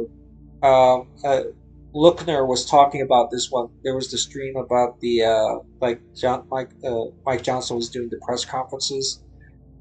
And he showed this guy the photo of the auto pen that he hung up with all the presidential portraits. Biden is not his portrait is the auto pen, and there's a video of him stopping and showing this guy. It is fucking hilarious. It's fucking hilarious, and I know, you know. Okay, to be fair, I would not want a president to really do that. I mean, I would like the president to be a bit more serious, bit more. I don't know. I take a higher road on things. But the thing is, it's just fucking funny. I'm sorry, it's just fucking funny. I can't not laugh at that. That there's a picture of an auto pen in the White House, hanging along presidential portraits. Yes, this is the reality we live in right now, and honestly, it's just fucking funny. It is. I don't care. The left can see the left can moan about it, and it's just the funniest shit in the world. And he was talking to another guy. He's like, "How many wives do you have?" He's talking like this other Arabic guy. And I was laughing my ass off too. And the funniest thing is this: it's not one sided. The guy that he said, "How many wives do you have?" He goes, "I got one." The guy's laughing his ass off too. He's enjoying it. It's just that, and that's, I think, the kind of relationship we should have with world leaders. We should have good. Racism can be funny. Yes, actually, I agree. People knock racism a lot. I mean, when you use racism to hurt someone, racism is a bad thing, of course. But if people are just like make jokes like Irish, someone who's Irish making jokes about themselves, that's fucking funny. Or Italians talking about, like even amongst, yeah, it's humil exactly. If you can't laugh at yourself, you make jokes about the Irish out of malice. Well, sometimes they deserve it. Sometimes they deserve it, friendo. So there is that. But no, I mean, the thing is, people need to learn how to laugh at themselves. I mean, have you seen um, comedy bits by people like comedians in the 60s and 70s, especially the 70s? Like, if you look at All in the Family, that's what it's called, All in the Family, with Archie Bunker and Meathead, the racist stuff, quote unquote racist stuff that was said then, you could never fucking do that nowadays. Don Rickles, are you kidding me? Don Rickles would never have a career right now. Not even close. Richard Pryor, other comedians of that time.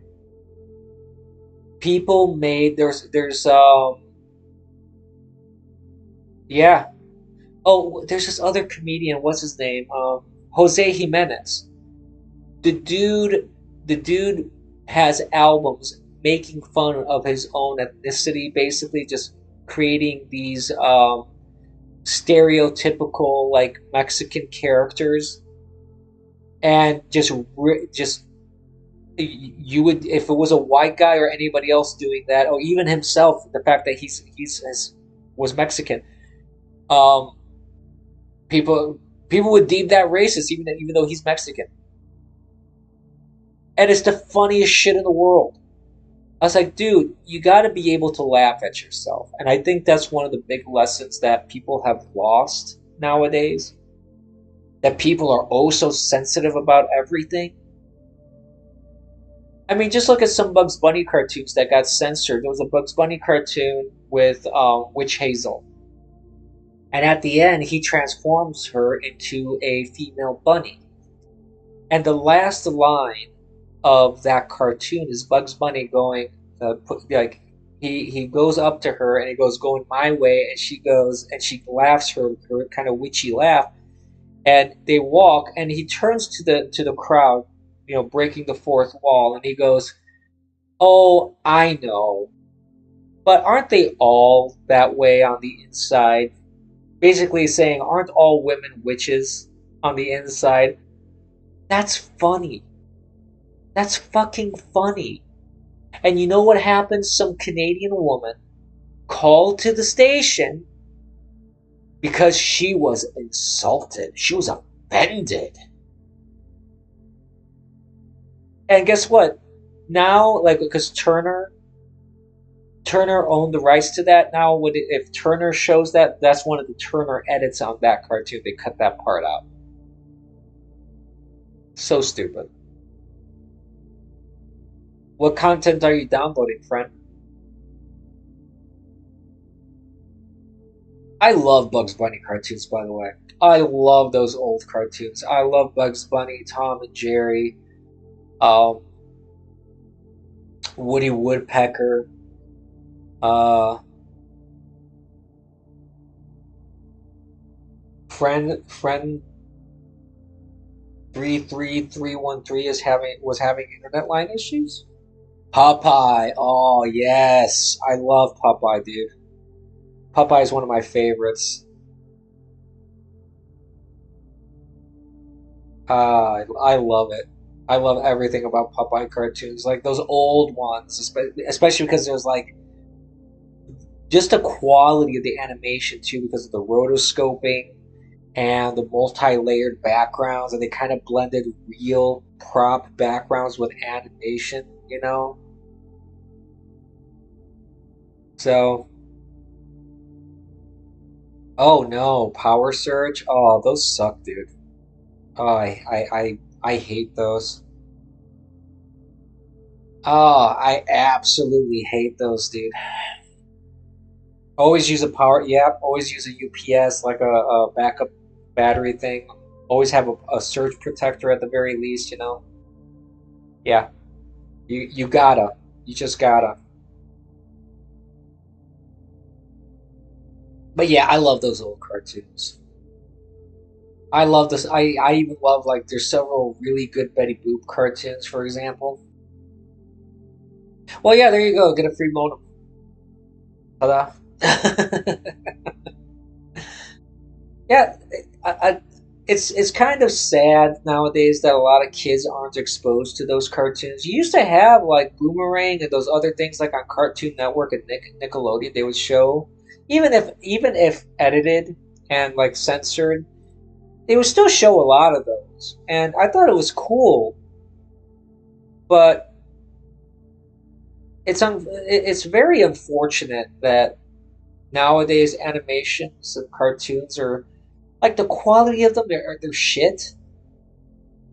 They look like they're drawn by like 3 year olds. There's no yeah, yeah, exactly, friend. It's like it's all digital. Nothing is hand drawn anymore. It's all like the quality, the color, the animation, the smoothness of the animation. It's just not there anymore. It used to be like cartoons used to have so much like artistic quality to it, and a craft and a dedication to it, and that kind of dedication and artistry is just gone. I like, even today, even though I'm an old fart, I love still watching good cartoons. No, anime, once anime started integrating computer and they started streamlining a lot of the animation process, the quality of story really went down. Like, I remember in my university days, I watched a shit ton of anime. And I'm not even talking about, like, um, modern anime at that time. I'm talking about, I would watch anime from the 60s and 70s and 80s. I would watch old anime. I would watch new anime. Um, I would go to all these IRC channels that they were doing all these like these like unofficial subs, because I refused to watch dubs, and some of these you couldn't even get the dubs. You just couldn't. You had to go to these different subgroups that were doing the subtitling, and there were a couple groups. They were like really good. They had a lot of great anime, that because they chose a lot of great projects to work on. So there are a couple groups that I would hang out of their IRC channel, and it was a blast, dude. It was such a fun time just shooting the breeze with these people. And they would release episodes, and you could just download them directly from IRC. It was fun. Like the internet now, I don't. find the internet that fun anymore. The internet used to be so much more fun when you had just more of a Wild West feel to it. Like all this, it's like the instant messengers and social media platforms just took a shit on everything, in my opinion.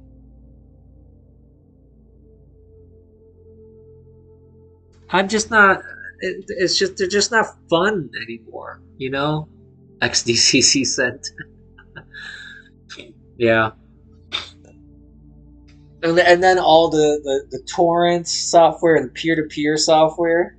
I remember a bunch of peer to peer software like LimeWire, uh, Napster. You know, I remember all that shit. Utella, the Utella network, however it's pronounced. Mule. There was this one software called Mule that would use the Nutella network for peer-to-peer transfers. I It was fun. The internet was fun. It was like do whatever the fuck you want almost kind of thing. It was a beautiful little playground where people would just make the craziest websites, the jankiest websites too. It's like we're not even talking about polished, pretty things. Now it's all like flat, lifeless, minimalist. Which I'm a minimalist in a way. I like minimalist designs. I don't mind flat UI designs. I do actually appreciate some of the artistic qualities of a minimalist website. But at the same time, it's like all the personality of the old web, like the web 1.0 and 2.0, like all that kind of stuff. The personality's gone.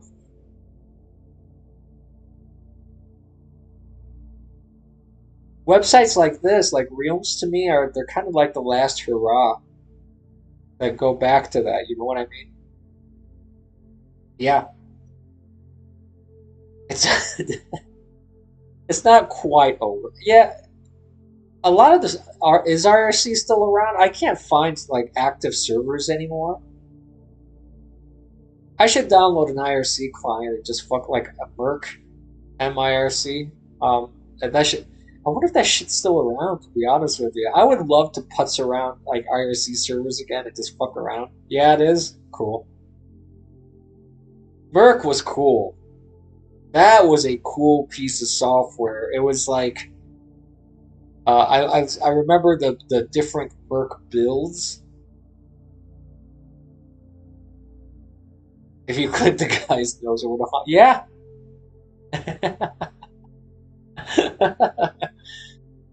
I remember some of the servers, man. There were some servers that were really fucking awesome. Um, some were just chat. I mean, there wasn't anything going on besides like different theme chats and different chat rooms, and you had some asshole mods, yes, but for the most part, it was a pretty fun experience. I enjoyed IRC, and you didn't have all the stickers that you have here, you know. Yeah, that split. Oh shit, that's still around. That split. Oh my god. Okay, I'm gonna have to load that.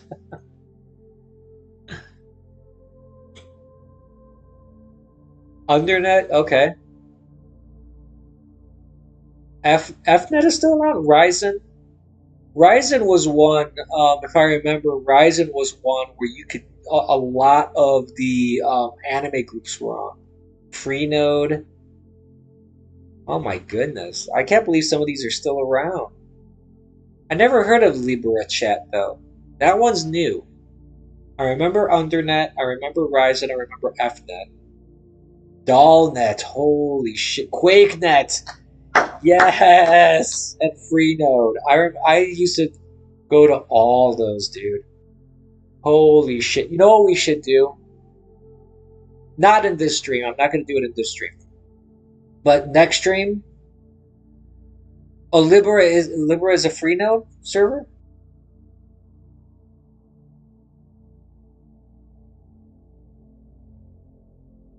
Really? The domain owner spazzed out and took it over and was, oh, I have no idea.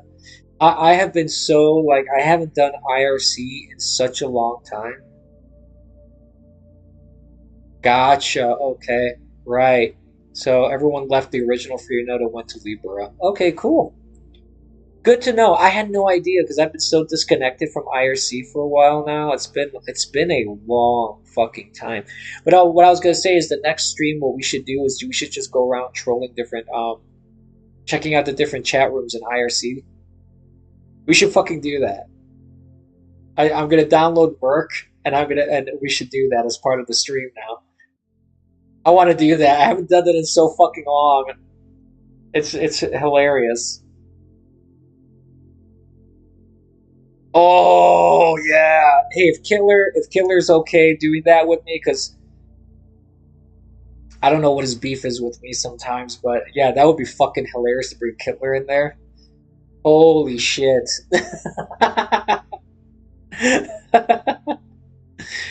But yeah, we should do that. I'm gonna look into that. Hopefully, I'll have that ready for the next stream. But I really I should do that. We should do that. We should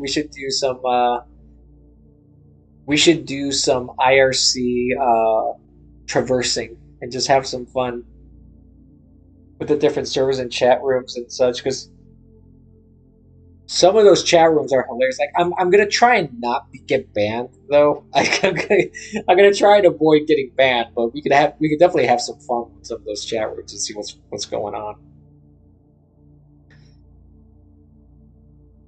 But yeah, I'm gonna do that. I'm definitely gonna do that. I'm gonna check those things out. I'm sure some of these aren't gonna be what they used to. That's kind of the sad part of it. Wow. I'm looking over the rest of these here. Let's see. Oh, there's a lewd chat. Oh, hello. Maybe we should start with that one. What do you guys think? We should connect to lewd chat IRC server. Holy shit, that would be hilarious. That might get me banned off of YouTube though. That's the only problem.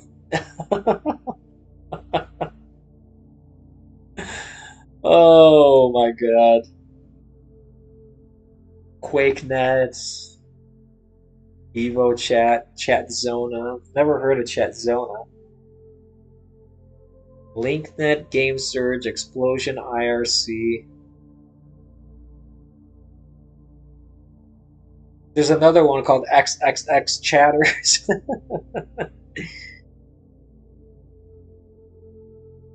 Bondage International? Holy shit. Wow. Okay. Alright. That's crazy, dude.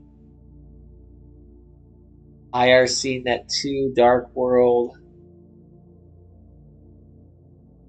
Mindforge, IRC Club. Yeah, I don't recognize a lot of these. Geek Node. I don't recognize. There was another, aside from Freenode, there was another one if I recall, and I can't remember it anymore. It had numbers in it.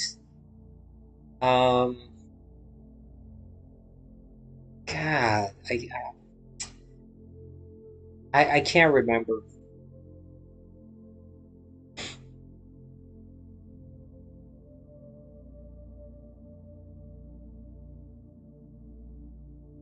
The Freenode going down, like the Freenode owner fucking around. It was a boon for Discord, is what you're saying. I can believe that. I can believe that a lot of people probably migrated from IRC. They moved over to Discord and similar kind of things. Yeah. Because it's a in principle it's kind of similar to how um, those servers worked. That you could create a server, you can create a bunch of channels inside there. Yeah. And you have um, different degree of power that people could have, different types of mods in there, for sure.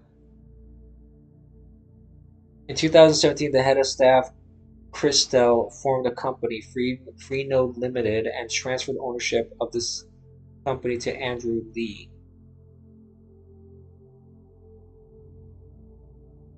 You don't sell things to the Prince of Korea and expect to retain... Well, why would you even think you could retain control in that sense?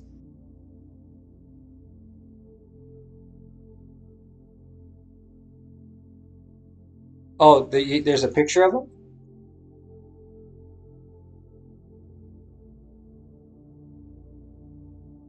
Holy shit. UK. Of course. Oh my goodness.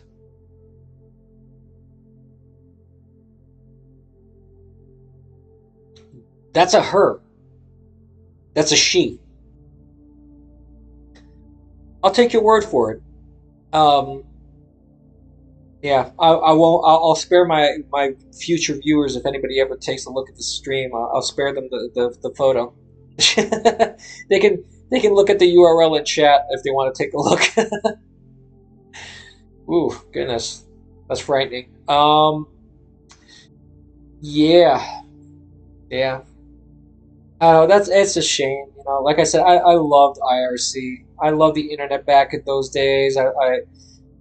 I love that kind of freedom that you had to do kind of like whatever the fuck you wanted to a degree. Yeah, I'm sure, I know that the IRC channels, they had their kind of rules that you had to follow, but they weren't as like the mods back then. There were some assholes, as I said, but they weren't as retarded as like Reddit mods, where they're just, you know, ridiculous.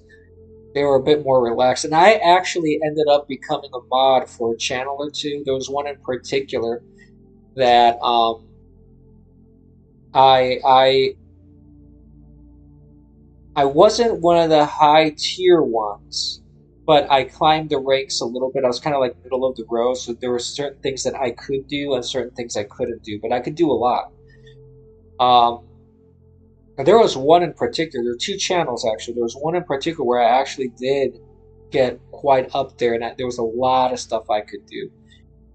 And there was this like, I remember there was this one person who, oh my gosh, she was such a cunt, and she was not a mod or anything, but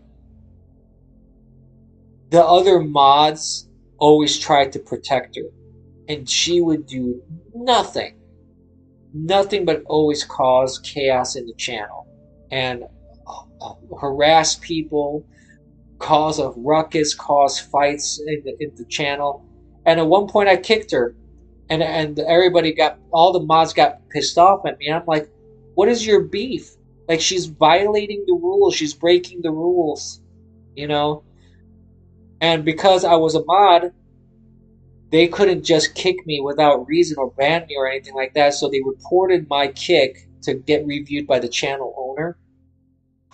And I know this is exhilarating and thrilling stuff. I know you guys want to definitely hear this. It's just conjuring up these memories. So bear with me. And the owner looked at it and he's like, "Yeah, that's a legit kick. What's the issue?" You know, it's like what the fuck? Like, why are you bothering me with this? So yeah, you definitely had some people who were dicks, even in IRC, but I still enjoyed it. It was fun, and I remember certain sites too that like I remember. I don't know if anybody remembers this website. It's called Groove Shark, and basically people just uploaded their music libraries to it, and you could search it and download music from it. So it was basically, in a way, it was kind of like a Napster, and it was kind of like a music peer-to-peer sharing site, but oh shit, are you kidding me? Oh, no, you paid for Groove Shark lifetime membership 1 month before they shut down. Oh shit, dude. It was. Groove Shark was fucking awesome. The one thing, there were two things about Groove Shark actually. Two things that Groove Shark had that Spotify to this day still does not have. Exactly. One, it had a better library. You could find obscure shit, like crazy obscure stuff from like different sources, even some like vinyl sources that never got digitized. Someone digitized their vinyl and they would put it up there. You could find some amazing stuff on there. I freaking love Groove Shark. The other thing that I love about Groove Shark is you can actually report a bad track. Like if a track was got corrupted and that file didn't play right or there was a problem with the quality of the file, you could actually just report it to the site and they would like address it. You can't do that in Spotify. There were. That was the problem. Like you did have some varying quality, but the library, the sheer quantity and range like of music that you could get, there was no competition. And when Groove Shark shut down, I was so sad. I was so sad because I loved Groove Shark, man. I found some tracks on there that I could not find anywhere. And I mean anywhere, you know? So, yeah, it's just unfortunate that oh my God. Yeah, they shut down in March 2000 yeah, April. Yeah. Oh wow.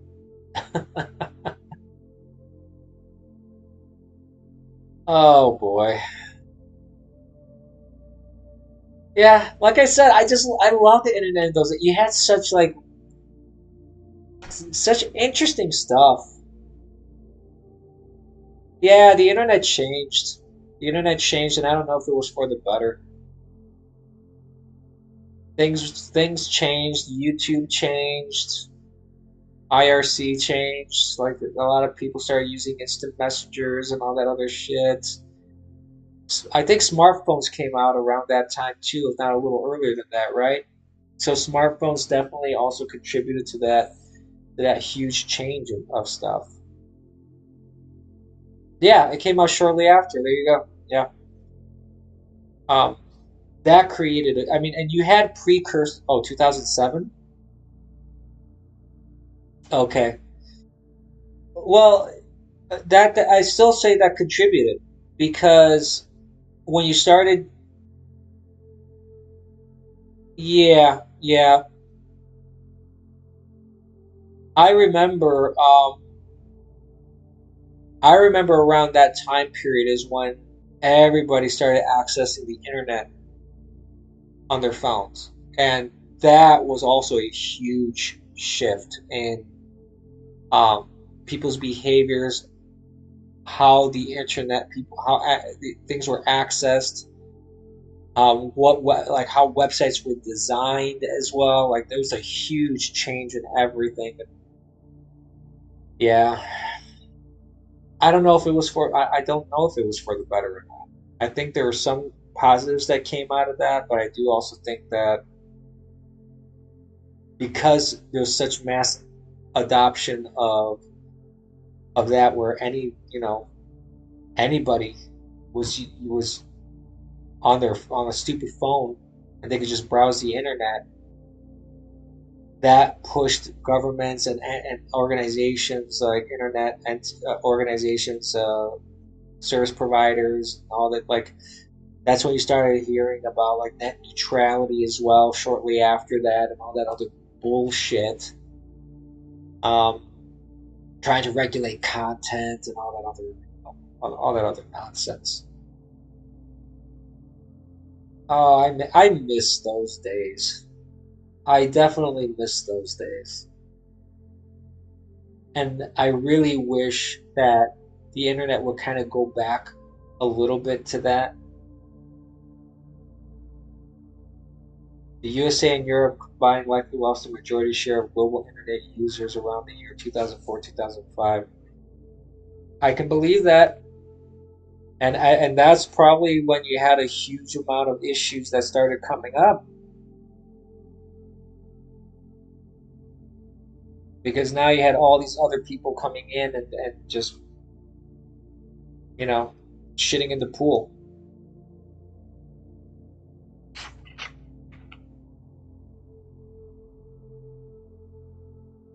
Zoomer Hands wrote that quote. Yeah, probably. Anyways, I have to get up super early tomorrow. I have to be up by 5:30 in the morning tomorrow morning. Kids.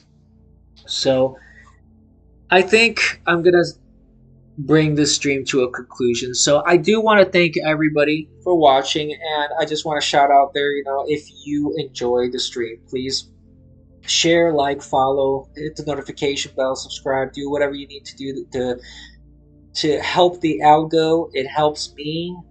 It can the more help I get from you guys, the more I could do this, and who knows, maybe even make some money off it. But like I said, I've never really done this to try and be an influencer, make money off. I don't want to e-beg. I don't like that. I think it's retarded. So I just say share, like, subscribe, hit notification bell. If you enjoy it, that's what pushes me to do it. So your help is appreciated. Thank you, friend. Thank you, Divine. I want to thank everybody for watching on the various platforms I'm on. And remember, kids, as always, you would need a place to donate like Gumroad. I have a link in my description for coffee. I could probably make a new thing instead of using coffee, because coffee was never, I don't know, I never really liked it that much. But yeah, I'll look into that. I'll see if I can throw a donation link or button or whatever. We'll look into that. So everybody, as always, have a wonderful night, and don't be complacent. Thank you.